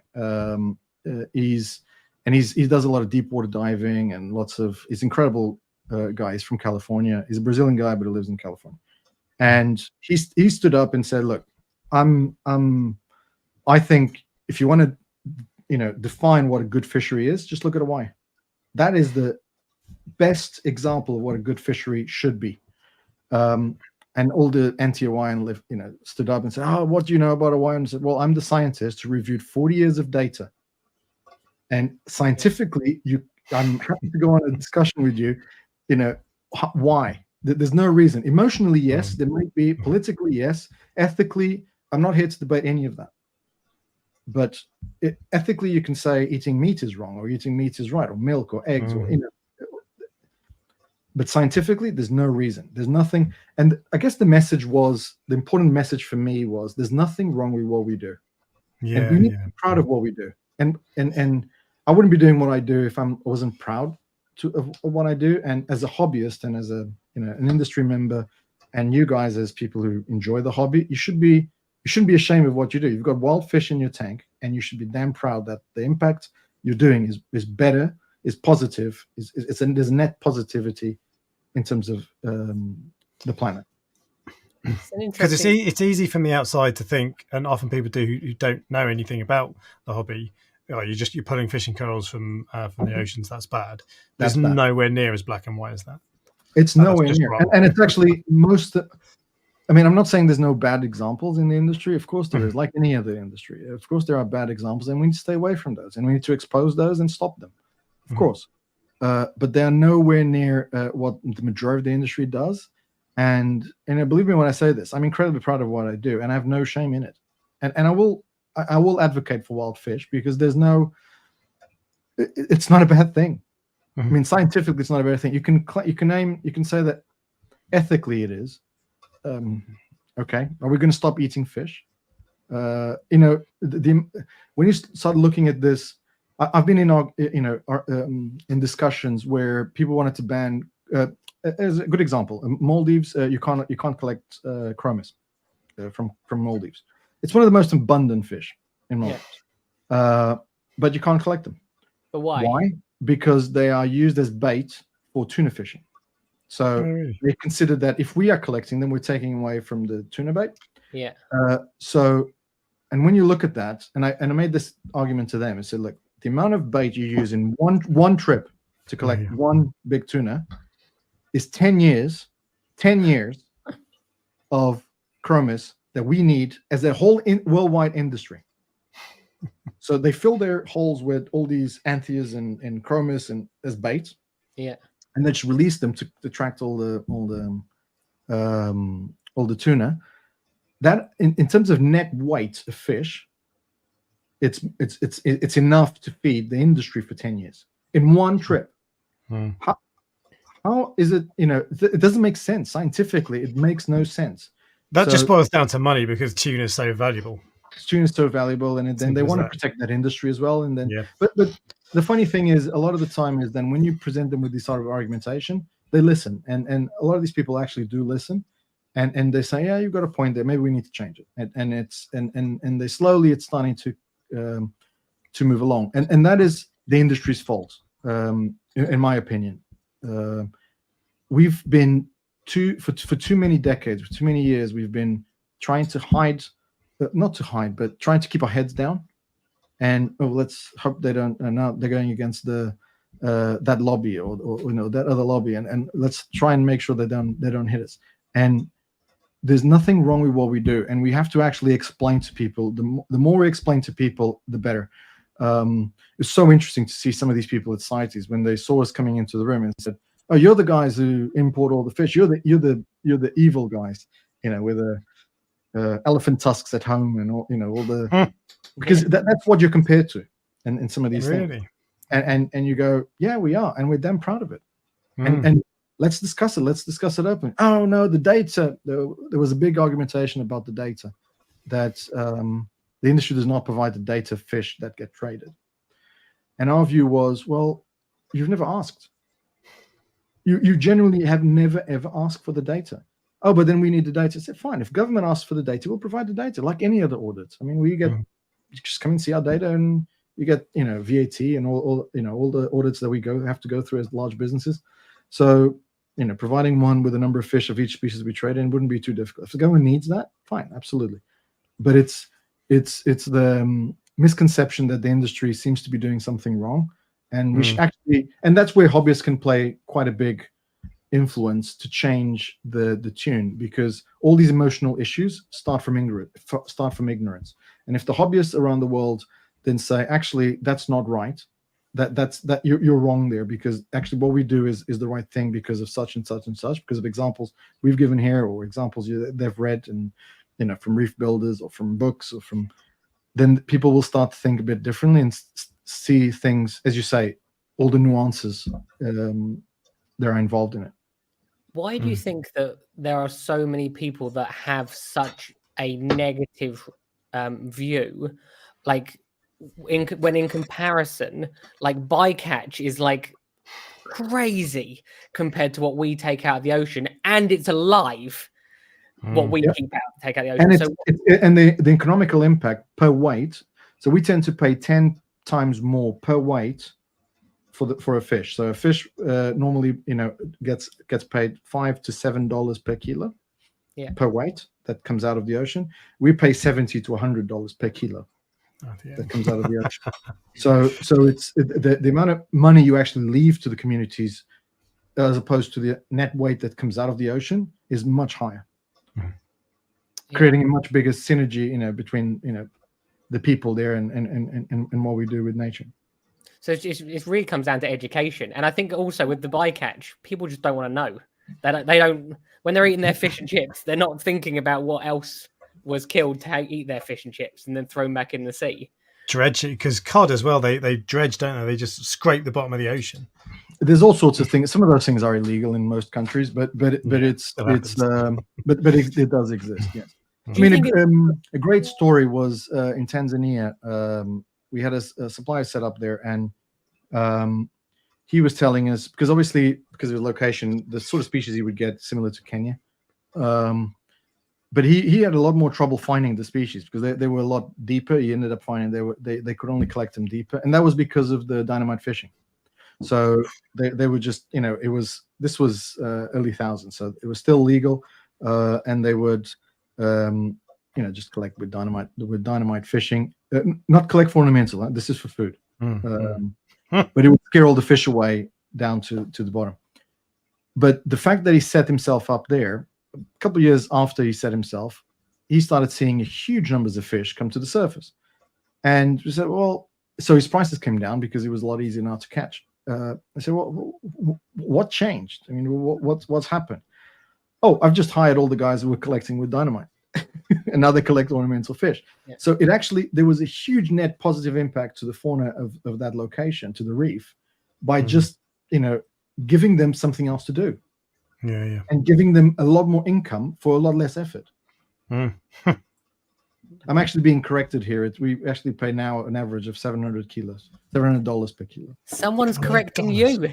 Yes, I just received the WhatsApp message. So there's clearly someone listening.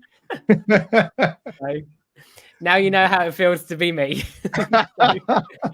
Yes, definitely. Gem tangs. What was it that I told you? Gem tangs don't come from South Africa. Yeah, I know. I was talking about the continent, the south of the continent of South Africa, I think, because I wasn't really, but you know what I'm talking about. And my comment wasn't so much to correct you; it was just as a side comment.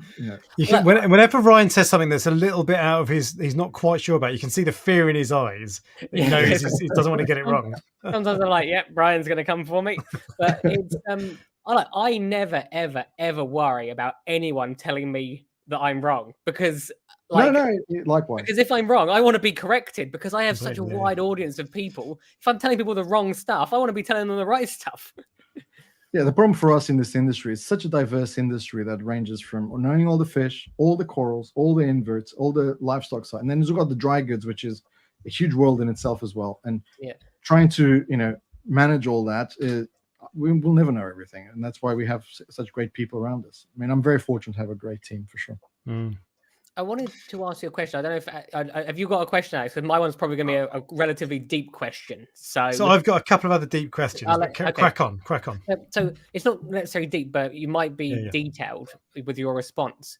So you're obviously dealing with livestock, and obviously people have tank crashes and stuff like that on a small scale. You have a massive, what I've written down is, what is the most difficult time your company has ever faced that you can remember? Was there some, and I'm not talking about how many loads of fish died. It could be all of a sudden that the people weren't buying as many fish, so it was more difficult to sell, or whatever. COVID was scary. Because the example you used in your question was about lots of fish dying. Our biosecurity plans in the facility are very robust. Yeah. So each tank is individually segmented from the tank next to it biologically. So the amount of UV we zap that water with does not allow any sort of migration of disease or anything through the tank. So that sort of protects us from that. But when you move so many different locations, so many origins in one facility, that's how you do it properly. And we've learned that over 50 years. So I didn't install that or start that. That I inherited that biosecurity procedure from others. So you can say, I usually say that I stand on the shoulders of giants, the famous sort of statement. And it's true. I mean, I'm lucky to not have to go through that pain.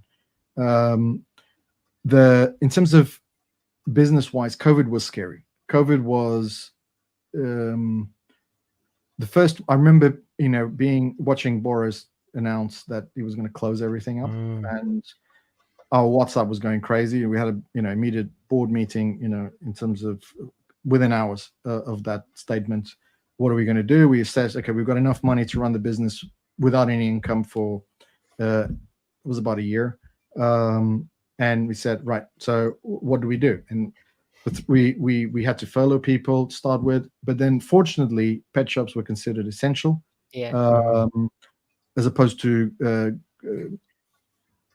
was it the garden? The garden centers weren't to start with; they were closed down. But the pet shops were considered so immediately we had to bring everyone back. But then during that 3-week period, there were no shipments coming in.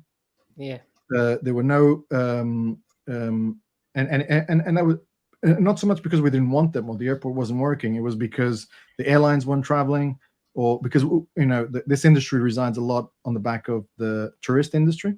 So because the flights happen not because of us, the flights happen because people are going on holidays. So it's on the way back they just happen to bring fish.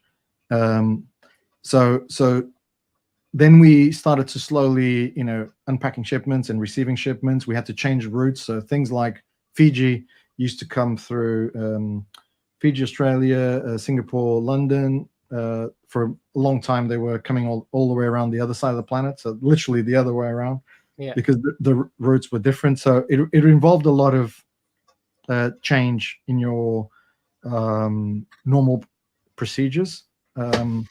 Another period was during the not the earthquake, the volcano, the Iceland volcano, where there were no flights. I remember seeing the fish. We had our fish houses down to maybe 15% capacity. So imagine going into one of our facilities and seeing there was like 100 fish. And we had to stop sell in the UK. We had to stop sales because we were at a level that if we sold more, we would damage the biological filters. That's interesting. Facility. So we had to overfeed, the few hundred fish we still had in stock. So, and that was a few weeks in which we faced quite a bit of a. So in terms of natural occurrences, I think that those two were the ones that stand out for during my tenure at least. Well, it's interesting that like there were things that were outside. It wasn't like there was a local power cut or something that we've got two generators in London. We've got one generator in Manchester, one in Lisbon.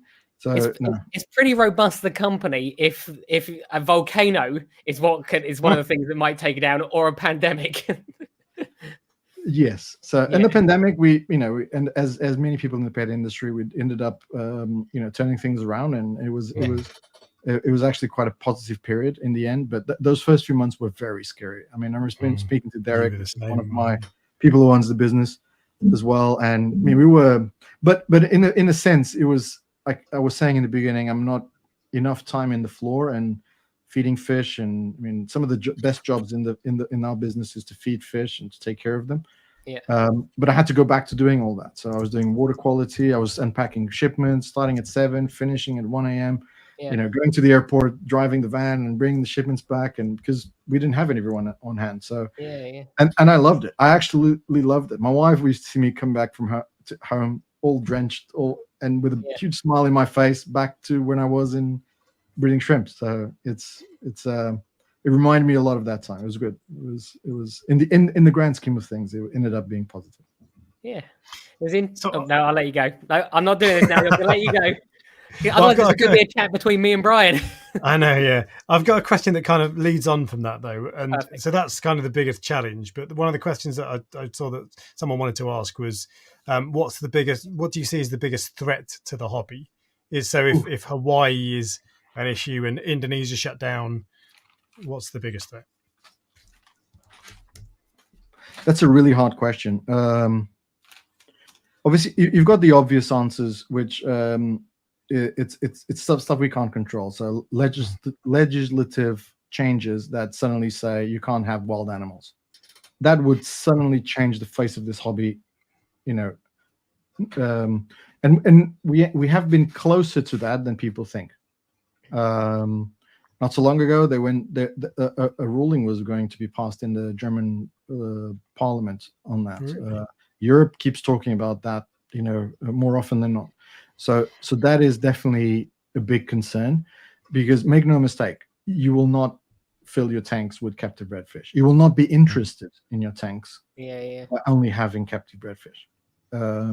It's there will be some that will and will enjoy it, you know, and will like it, and you know, will still have a level of reef keeping. But the industry won't be, you know, it will go from, you know, 100,000 hobbyists, let's say, to maybe 10,000. And with that, many shops and, you know, many wholesalers and operations will cease to exist, and which then in turn, because the volume reduces, all the hatcheries that depend on all this won't have the volume to survive. So it's sort of, I feel it's it would be catastrophic with no reason other than emotion, or ignorance in trying to do the right thing. A lot of the times it's trying to do the right things. I mean, I had, I hope you're not listening to this, but I had a big meeting with BIASA, the British Veterinary Association, not BIASA, BVA. BIASA is the public aquarium one. It was the BVA, British Veterinary Association, and in which it was being discussed in Scotland to ban all wild fish or wild animals. And the argumentation was, well, you wouldn't be trading, you move 1 million fish a year. So I think that's wrong. You wouldn't be, if it was up to me, you wouldn't be trading on gorillas, for example. You wouldn't be trading on 1 million gorillas a year. I said, you're comparing, and this was a meeting where I had the local MP, our local MP in the room. I had, you know, the president of BVA, lots of people in the room, Awata, you know, lots of from both sides of the argumentation. And you're a vet, and that worries me. I mean, this person is a vet saying this, and it's out of it's a comment, you know, off the cuff that can actually have a very strong political implication. And then words like ethics start to come along. And when you're comparing an animal that breeds twice in his lifetime, or once in its lifetime, versus one that breeds 4 to 5 times a year in the millions, you can't compare those two, you know, those two realities. And then when you start explaining it to them, they suddenly go, actually, there's nothing wrong here in this industry. Let's just move on to the next topic and to the next fight. And there are genuine things that they need to fight and they need to solve, and they need to sort out in terms of animal welfare, in terms of animal concerns related to animals. But it's certainly, I don't think it should be related with this industry. There are things in our industry that need to change, but the industry is actually proven to be, you know, strong enough to self-regulate itself, and that's where people like Awata and OFI and work and collaborate with governments, you know, around the world to do that. So and they help us from the biggest threats to the industry. There are others like the size of the industry. How do we grow that size of the industry? And a lot of it is through education of children, because this if I'm here trying to explain this to you and you are experienced reef keepers, imagine, you know, typical mom and dad at home with a kid, you know, wanting to have a tank. Well, that's not right to put kids in a box and to and look what David Attenborough is doing on his you know, in talking about the blue oceans, and you know, and the message has to change a little bit, and people don't realize how some of the best conservationists in the planet, the most well known, started as reef keepers. And you know, David Attenborough, I've never met him, but he used to be a friend of Richard Sankey. You know, one of the was the founder of TMC. He's been to TMC, and you know, he's from Cambridge, and so it's there's nothing wrong with what we do. I mean, Jamie Craig's a great, you know, person to speak to, incredibly passionate about what he does. His work would not exist without the industry. That period. That is the truth. the industry has behaved badly in the past and has changed dramatically. Stories like the cyanide, and the cyanide is probably the most mainstream one that was and keeps resurfacing in scientific articles and all that. But does that still happen anywhere that I can see? No. Now, if you ask me, is it really, really not happening? I can't prove that to you. It's impossible for me. It's not possible to answer. Yeah. But it's with my knowledge, with my knowing, if one of our suppliers is doing it, they will not do it for long. Yeah. If we know they're doing it, if we find out, and that's why we regularly go and visit them, and just have discussions with them. Now, if you ask me, somewhere in the long supply chain in the middle of nowhere, in a boat, is using it. Who knows? I mean, some of these places are really remote. It's impossible to know. The 99% of the industry is not using it. Yes, I can guarantee you that. There's one or two guys doing it. I don't know. Who knows? But that will apply to any industry. It's like fishing industry. There's lots of illegal. What I do know is that cyanide collecting is illegal. There's no country in the world that allows it. So Philippines is illegal. It's gone. There's law, and you go to jail. Indonesia, it's illegal. You go to jail if you get caught doing it. So it's a bit like, killing someone is illegal.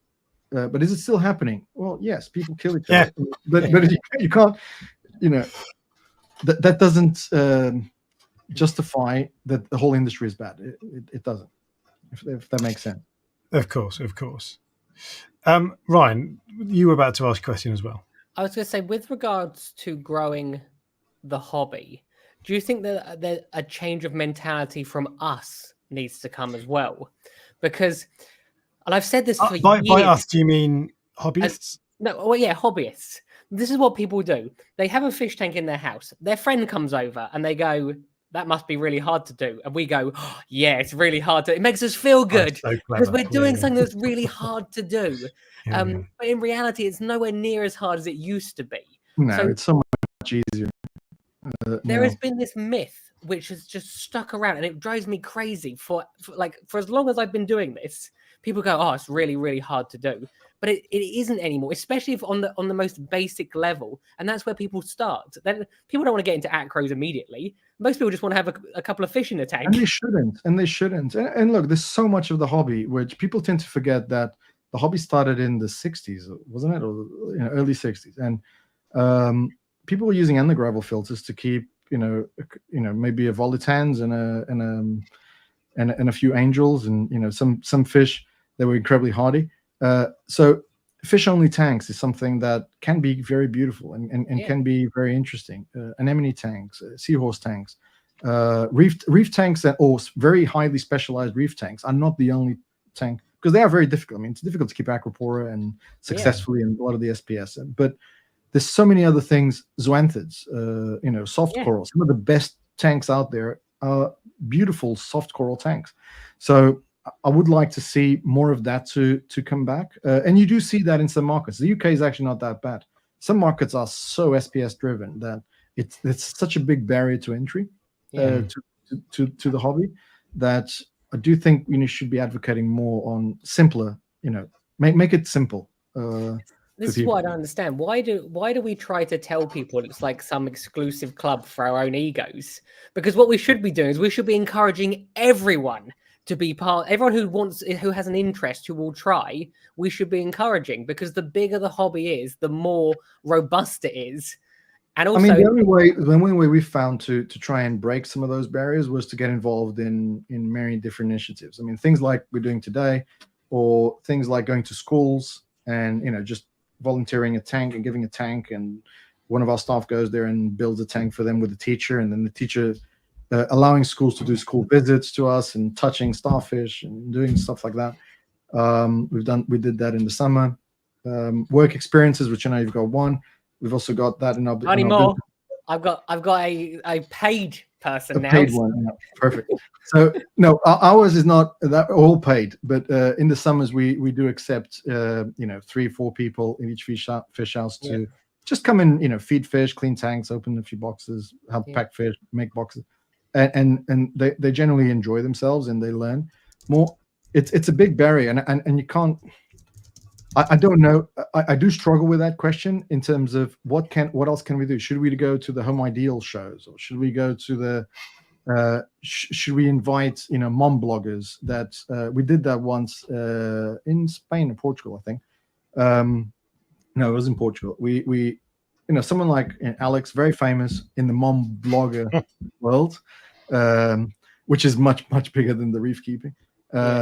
And we actually paid for her to have a tank, and that was great because lots of her followers, because she would then, okay, the kids are not going to feed, and the kids do this, and it's a lot of the shops locally said that we're getting moms coming to ask us how do they get a tank and what to do, and so it's initiatives like that I think will excite people and get people into it, I guess. So that's not like, we met Amy does some stuff from TikTok who was with you, and she was, so her channel, her TikTok account is very different from mine and Ryan, but she reaches a totally different audience, and it's so valuable having people like that with an audience like that in our hobby. It's just absolutely not so much the top, but look, people like yourselves, which are incredibly experienced and know a lot more than 90% of the people in the hobby about what they do. You've reached the level that it's difficult to know much more about it. You're not going to grow the hobby. I don't need more of you. I just don't need more of those people. You listen to Alex. He doesn't need more of us. No, but I say that in a I know. If you want to set up a tank, you'll find me and Ryan. Those are the easy ones. The hard ones are the people who don't know they want to set up a tank. Exactly. So I keep when one of the largest chains in this country took out Marines from their shop, and for various reasons, Pets at Home. It was one of the most impactful things for future generations of reef keepers, because that first contact with Marines happens with them. And on the flip side, you have also what the rural public aquariums do, in which we saw that when a big public aquarium opens up in a big city, the reef keeping hobby flourishes in that city. Because people, so it's initiatives like that I think will be quite useful. But you're right, Amy does some stuff is a great example in which she, I don't know, 1 million followers or 900,000 followers she has on other platforms, and I'm incredibly interested in that, because I think that sort of audience is what's going to, if 10% of those people become just a normal reef keeper. I'm not even talking about someone who's got a huge tank and a nice loving colors, all the colors of the rainbow coming out of their tank. It's just a normal tank at home. That's going to be incredibly positive for the industry, and good for everyone, not just TMC, but for the other brands, all the dry goods, everyone. And that's why, and I think disseminating the word is quite important. Actually, it's following up to. Go on. I was going to say, there literally used to be a sign in Maidenhead that says "Marine fish. It's not that difficult anymore," because they're the people you're absolutely you're trying to convert freshwater people, and when people compare the two, most people go, the marine fish are cooler. So, but the thing that stops them is either the money or the fear of lack of knowledge. Usually, that's what I found. But also, it starts, I would say as well, if you guys are supporting your LFS, we're going to start a campaign soon called Support Your LFS, and this ties in a little bit what you're going to discuss in your next podcast, which I thought was this one, but I keep saying that because I feel I was lied to. You've missed out. I was brought into this. Wait, which one of us lied to you out of interest? Was it me? You said, oh, you should come to this. And that morning I was listening to your previous podcast, your last one. And I had only got to that part which you would announce the title for the next one. Support your LFS. Oh, that'd be great. I'd love to talk about that. But you know what? When you launch Support Your LFS, if you want, we'll do. I mean, we'll talk about it. We can do that topic when you launch it if you want. Get you back. Literally, I have loved every minute of this. For me, that if the role of the hobbyist, and we see that more and more, is the LFS is that sort of facility where people go and see the fish. And for livestock, you can't really get it in a good way. You can't really get it out of there. But when you go and buy your dry goods, I mean, is really the price difference. In some situations it's a big difference in terms of buying online and buying your local LFS. But then I'm a big advocate of they won't exist without your support. So going to those shops every week or every month, and buying your food from them, and buying your rather than being lazy and just getting your Amazon package or whatever package coming through the mail. It's a very unique industry in which, if you look at electronics is a bit, shops are a bit of a dying breed. I mean, because you can just get anything online, either directly from the brand or you can get it from Amazon or whoever. But the LFS is the only place you can get your fish from. So and they won't survive just on selling fish. So it's a bit of a community that revolves around them, and it's so important to support them because and so our campaign will be centered around how to open a shop and how to support your LFS, how to find some of our products and fish in the shop, how to ask for them from the shop and support them from the traditional brick and mortars. It's one of those few industries that without them, we won't go anywhere. They're a little bit of a little public aquarium or a little bit of a window to our fantastic hobby all across, the UK in this case with you guys. So we wouldn't be able to reach them with the best website in the world. You just wouldn't. So a lot of these people interact for the first time with fish by going to the LFS. I mean, our livestock manager, he shares the business with me, Derek. He started 40 years ago as a little kid, 12-year-old, going to the shop, buying some guppies and some fish, and then moved on to marines, and that's how he got into the hobby. And it's those things cease to exist, those shops, and unfortunately you do see a lot of closures happening across Europe and many countries, and a lot of them is because they see, people just buy everything online now. My fear is that if they all close and they all start to close to a higher degree, it doesn't matter if you've got this big one in this one location or a big one in the other city. There won't be enough to keep the market excited. You need the little one. When a shop closes, do you notice an impact directly yourself, or does another shop just buy more fish from you, so it doesn't actually hit you directly? That tends to happen. So we don't really notice it in terms of overall sales figures, because you're right, another shop becomes bigger. Yeah, and that tends to happen. That happened during the economic crisis in 2012, 8 to 12. I mean, I ran a business in Portugal when the company was bankrupt, so we studied that at length. It's happening now in the UK, in which you see some closures, and that volume just gets absorbed by the nearest largest shop. Yeah. Which isn't necessarily good, because you then lose that. Obviously, the existing customers continue to buy from that bigger shop, but it reduces the influx of new customers coming in the medium, short, long run. So to answer your question, it stops the hobby from growing. Yeah. So you need more locations around the world. So companies like Maidenhead, Coolazoo, Pets at Home, Petco, people, tend to see them as, they're the super high specialists. And there are some shops, some of their locations, which are that. They are the super high specialists. I think it's the Reef Keepers, they call it the thing. But actually, the first contact with, the normal initial contact with is super important, and supporting them is incredibly important. So I'm fortunate. I've got two very good shops near me: Reef Keeper Moss End and the one in Shepperton. I can never remember what it's called. But Reef Keeper in particular, what's it called? Yep. What's it called? Bloody hell, that's really annoying me. I'll come back to that. Reef Keeper, someone will tell me in the chat. Reef Keeper in particular that's a brilliant example of a really important shop, actually, because there are two of them. There's one near me and there's one in Rugby, and they do everything. So they do koi, they do freshwater, and they do marines. And actually, a lot of people who go in there, they're in the garden centre, and their kids are like, "Mummy, can I see the fish?" And Yep, then there's a lot absolutely. of other people as well who are like, I'm here to get some neon tetras, and you got to walk past all the butterflies and angelfish and all Yeah. that to get there. So those shops pull in people who have no interest in the hobby whatsoever, people who have interest in an adjacent hobby, i.e. freshwater pond or whatever, and people like me and Ryan who just obsessed with saltwater. Yeah. So I'd love to see more of those. But it's a very unique, and it's very, I mean, it's very rare Yeah. to find that sort of combination. Yeah, You get that in Germany as well with some of the chains like Koluzu, in which you have in a different format, but it's but you have these spectacular shops as well.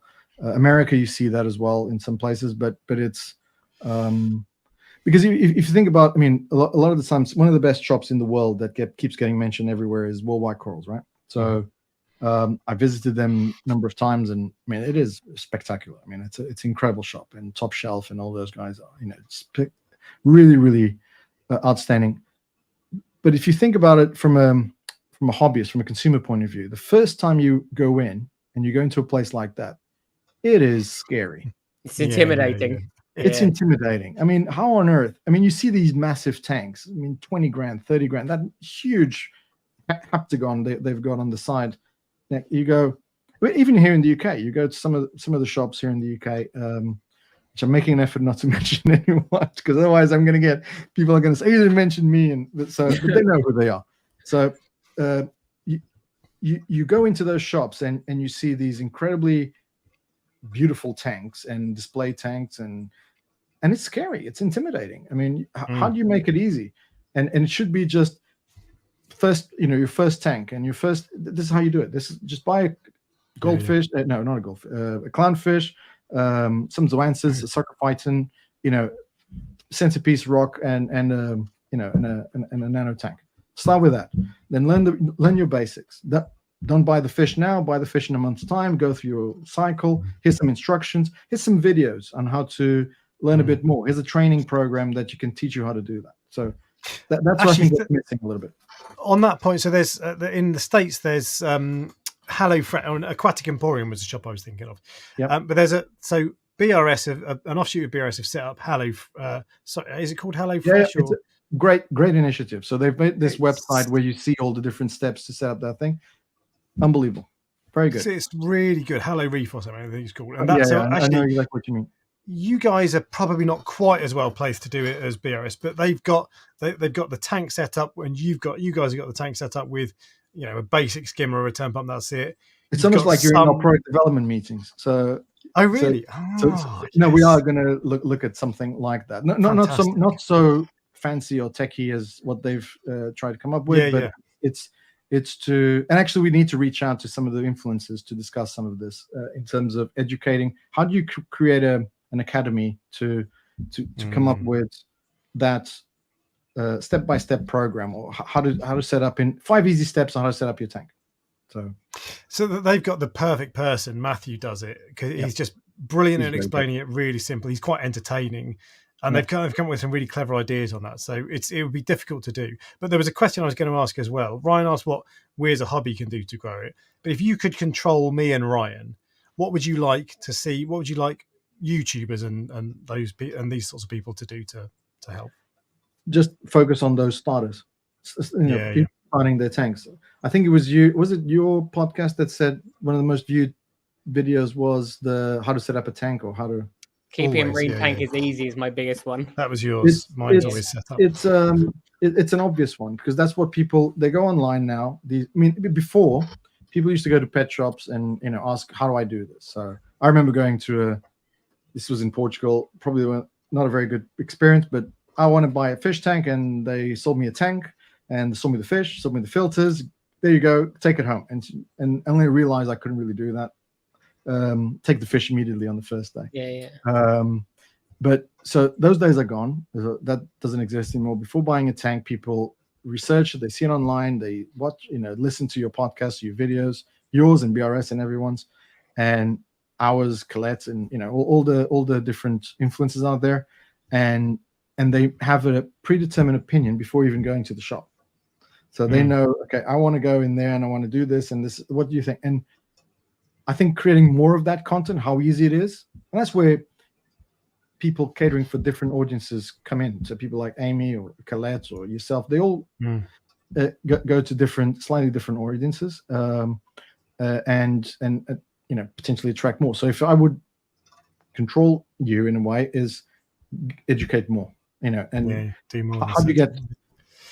How to set up more things, how to be successful, areas that you've done, which is in a way what you do and why you are so successful, because that's what people want to hear. Yeah. I want to do another how to set up. I spoke to someone this weekend who I did a Fluval Evo not long ago, and he said he watched that and he set it up because of it. And that I regularly see people saying they watch my simple or cheap tank setups and then they do it. So I want to do another one. I did one last year that was sponsored though. It was Reef Casa sent me a tank, and that didn't get anywhere near as many views. And I think it was partly because the first thing I say is, hey, this was given to me for free. So it sounds like an advert. So I prefer the idea of actually buying it all myself, so people don't get put off, because it's the same information, but there's like a psychological thing you don't want to be sold to, do you? So but you've also got another barrier, which I think we need to address, is the a lot of shops are very knowledgeable and they've learned that through the years, but you still see a lot of shops not wanting to have marines or not wanting to go into marines because they just don't know enough. And that was the case with some of the larger chains wanting to remove or having to remove marines because they don't have enough specialized stuff. So, and we were, the first to advocate, no, you definitely need someone who knows what they're doing in the shop and to be giving that advice. Otherwise, we won't be able to supply you. So it's a bit of a double-edged sword, but investing in that training for the shops, I think, is also quite a key effort that needs to be done by all brands, not just TMC, by all brands, to how do we remove that barrier for the shops to go into marines and to be excited, which will then attract staff into the shops and will attract people that want to sell marines. I've still got sort of a dozen questions that I've not got to, but we've already been going 2 hours, which is normally the time we shut off. How are you doing for time, both of you? I'm fine, but I'm fine. I said I've loved every minute of this, so I'm happy to keep going. But I do desperately need to go to the toilet, so you head off. I'll remember. I see her drinking the whole time, don't I? So yeah. Go on, you head off. And me and Brian, I'll ask Brian questions. As long as my computer doesn't give me a blue screen again. Okay. You said so. I think Colette at Aqua said that you guys were talking about doing another event where you invite social media types to. Yeah, so that will be. It's penciled in for February, March, in which the idea was to. The first event was very successful, so that's when I met you for the first. It was 3 years ago, maybe 3-4 years ago. Yeah. And it was incredibly successful. It was not about showing off TMC or anything. It was really about explaining some of the stuff we do. And so, when you say successful, what do you mean? What's success for that event? Because it showed a different side of the industry people don't usually see. It allowed for a lot of shops to, because there was always this fear.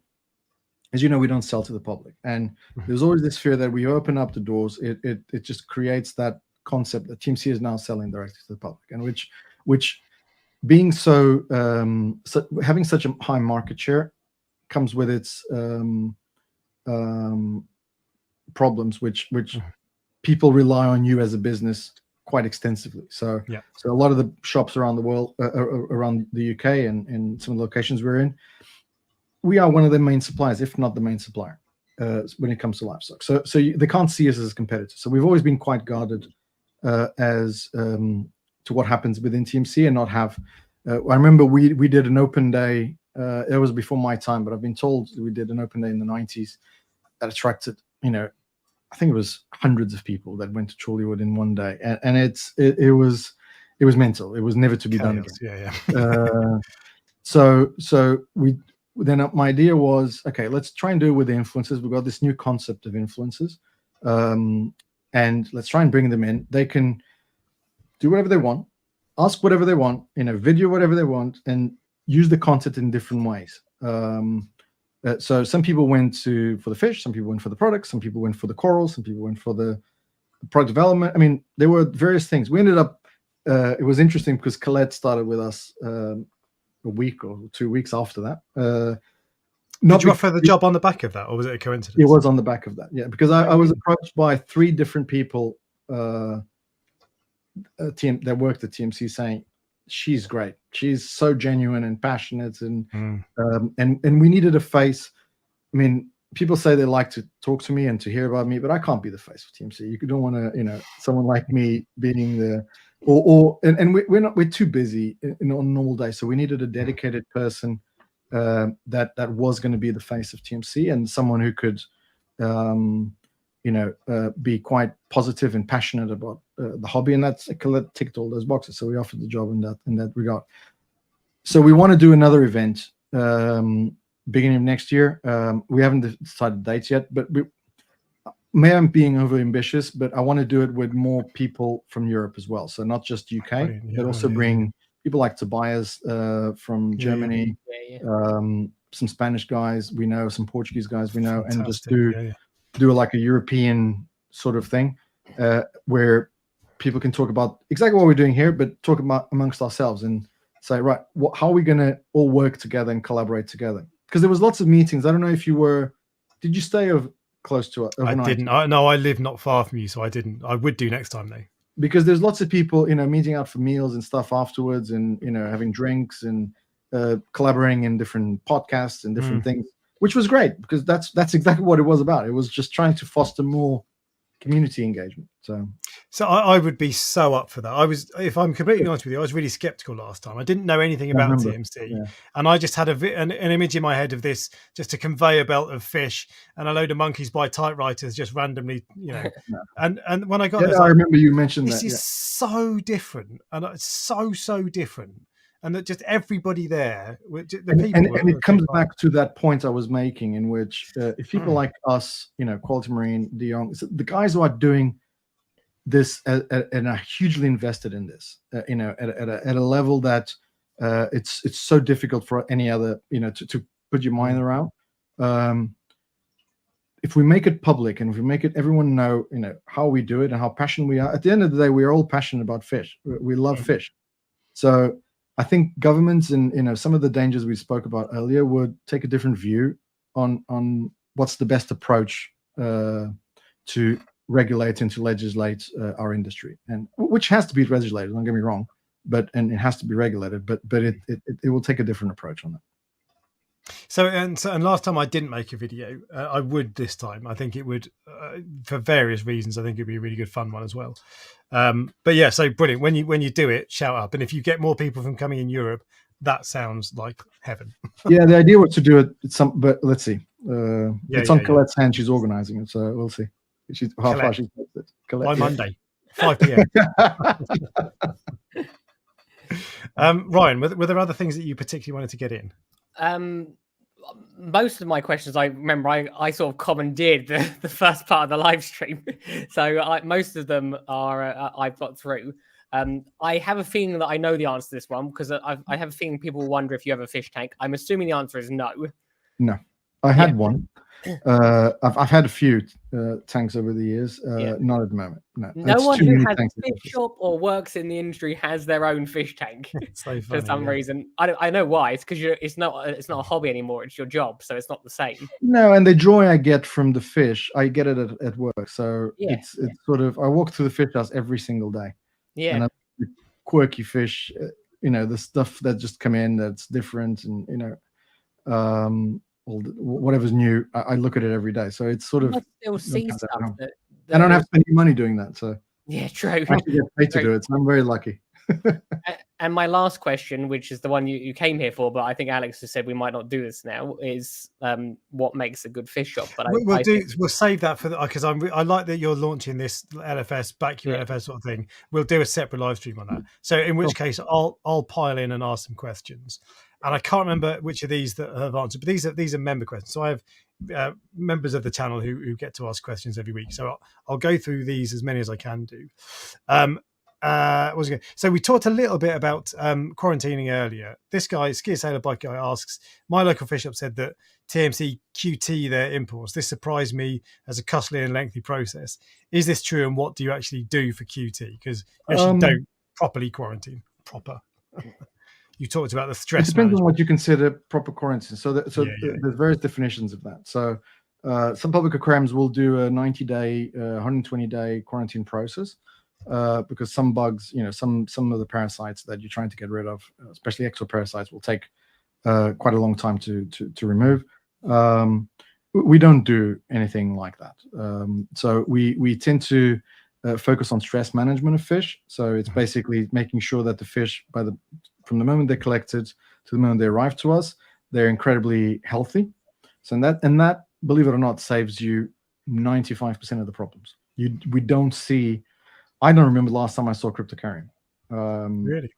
So it's just something you don't see. I mean, because the fish are so triaged and so looked after at source by the short supply chains we work with, by the people we work with, by our staff that we employ that travel around the world to look to, professional fish buyers, if you want to call them that we don't tend to see those problems. Then the fish arrive to TMC, they get acclimated and rested, so they'll stay in the back for a number of days, and that may be 2-3 days, 4 days to a month, 2 months, depending on how they've arrived. If they're feeding, if they're behaving naturally and they're feeding properly, schooling, or they're schooling fish and they're behaving naturally and they're swimming well, they'll go to the front and they'll be for sale.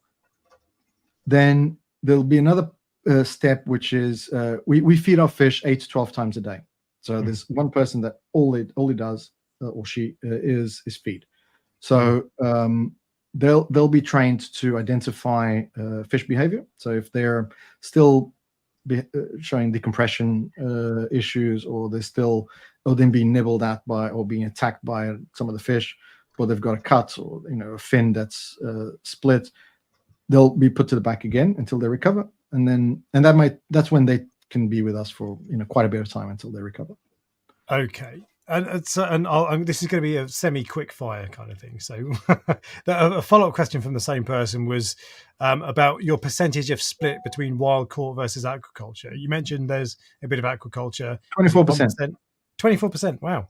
We monitor that. We started monitoring that a few years ago. We used to be around like the whole industry, about 10%, 12%. Yeah. And we've made a conscious effort to change that. So we basically buy anything we get our hands on.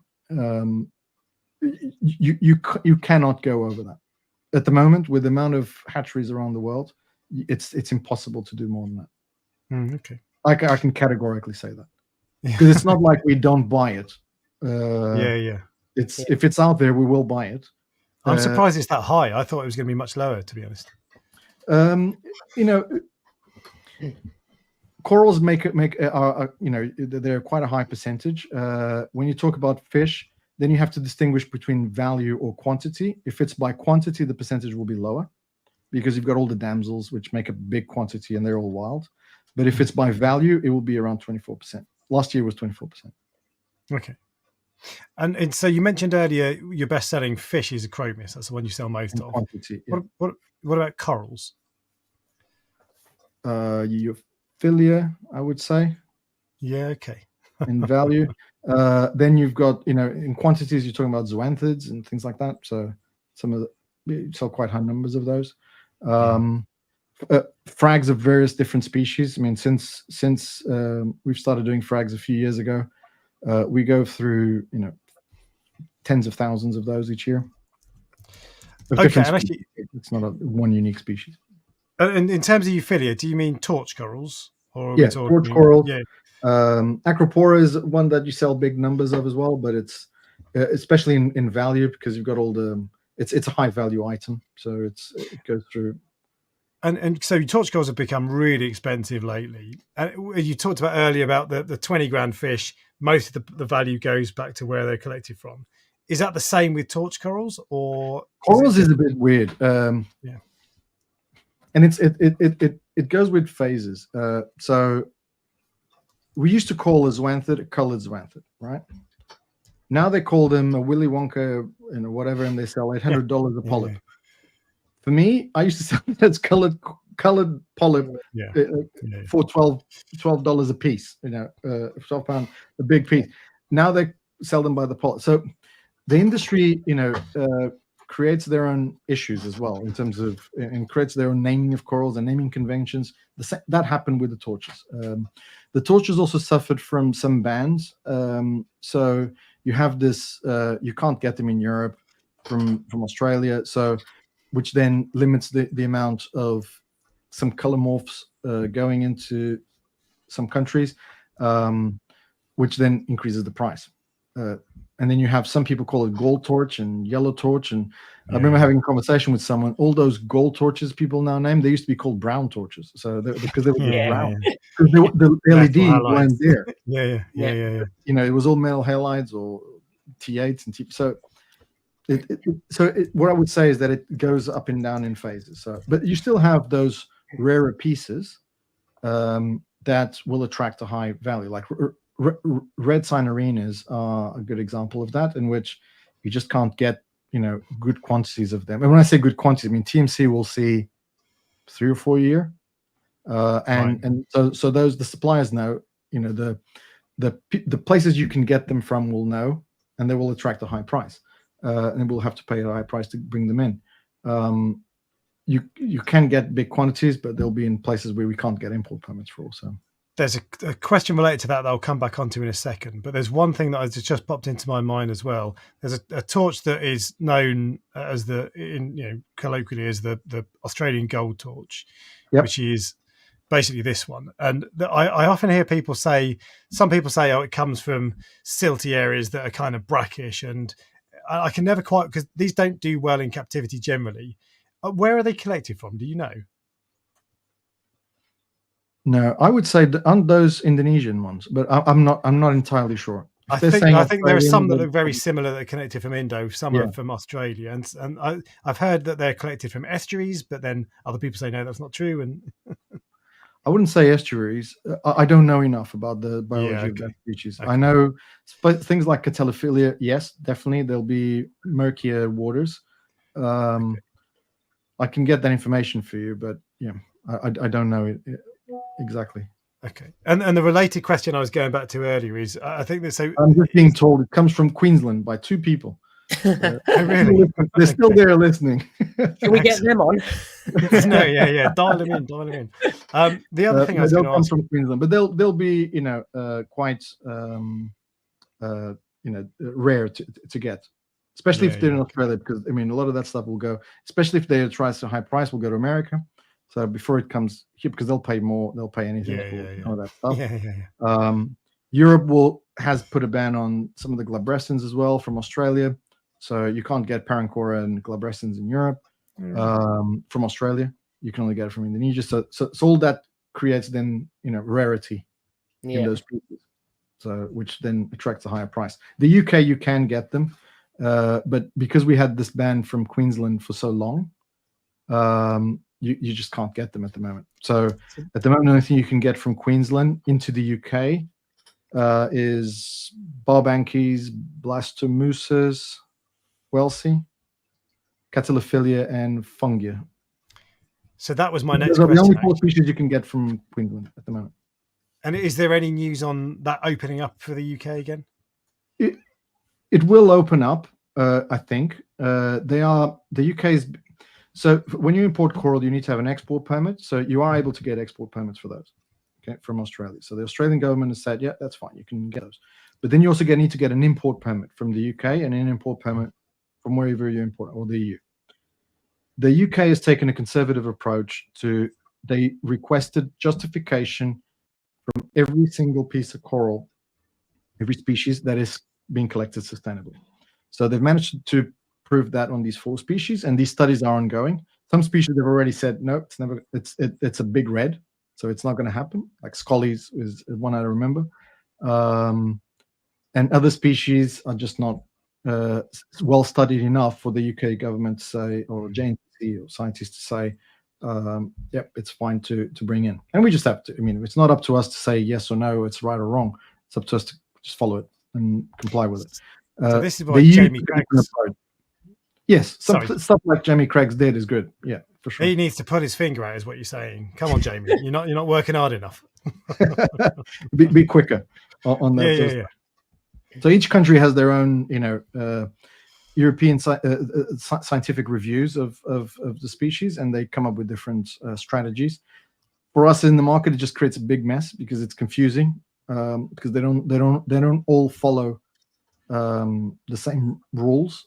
So you can get Scullies into Europe, but you can't get them into the UK, and then you can get your affiliates to the UK, but you can't get them in Europe. And it just becomes, and social media is global, so it just becomes confusing. Yeah, okay, fair enough. Look, I've still got a dozen other questions. I'm not going to go over them because we'll be here all night. Yeah. And I'm actually I've got some downloading and uploading to do for the podcast after this. So Ryan, have you got anything else that you really wanted to ask?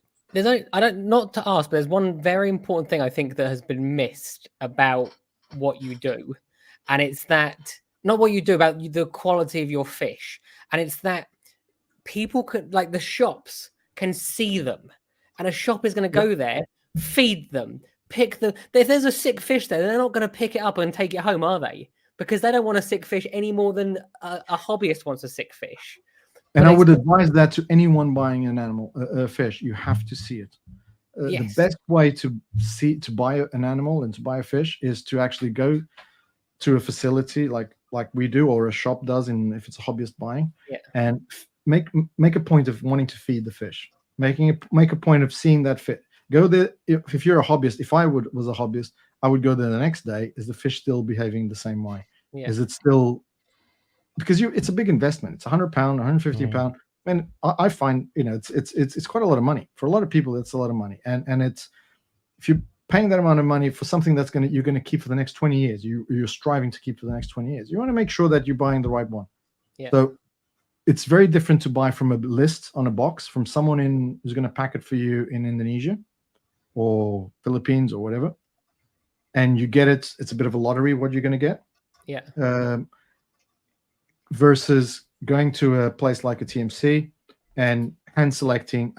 Because we provide feeding kits for shops, so they'll just go around the fish house, feed. You might see 40 flame angels, and they'll just go feed all of them. And I want these two because they are chubbier, or they are swimming, and they looked at me in the right way, or whatever the reason. They've made the decision based on that. That is by far the best way to buy a fish. So it reflects in quality and success for the shops. Well, I used to be much better at that, but I've moved away from that recently. I need to go back to all that sort of thing. So that's it from me. That was my last little thing I thought that was. And it ties into this support your LFS. If you see the fish, if you see go there and speak to them, to the people who care for them, you'll get a better understanding of what you have at home as well. True. Brilliant. Okay. Well, we'll wrap it up. Brian, huge thank you for joining us. This is thank you for having me. You can see how much we've loved it, and there's been so much in the chat that I've not got to. There's questions that are still outstanding that we've not got to. It's been brilliant. Everybody's loved it. If people have questions or anything, not necessarily me responding to them, but if you go to TMC's website, there's a little chat bot there, and it's not a bot. It's actually 12 people behind that. That are always, we get all sorts of questions from hobbyists. So my fish stopped feeding because of this. What should I feed that fish? What sort of frozen food? I mean, and we do take the time to go through them. It might not be immediate answer, but if the person behind doesn't know, they'll find someone in the business that knows the answer to support the hobby from people. Or where can I get this fish? And we'll show them, okay, these people have bought that fish in the last 30 days, so they're likely to have it.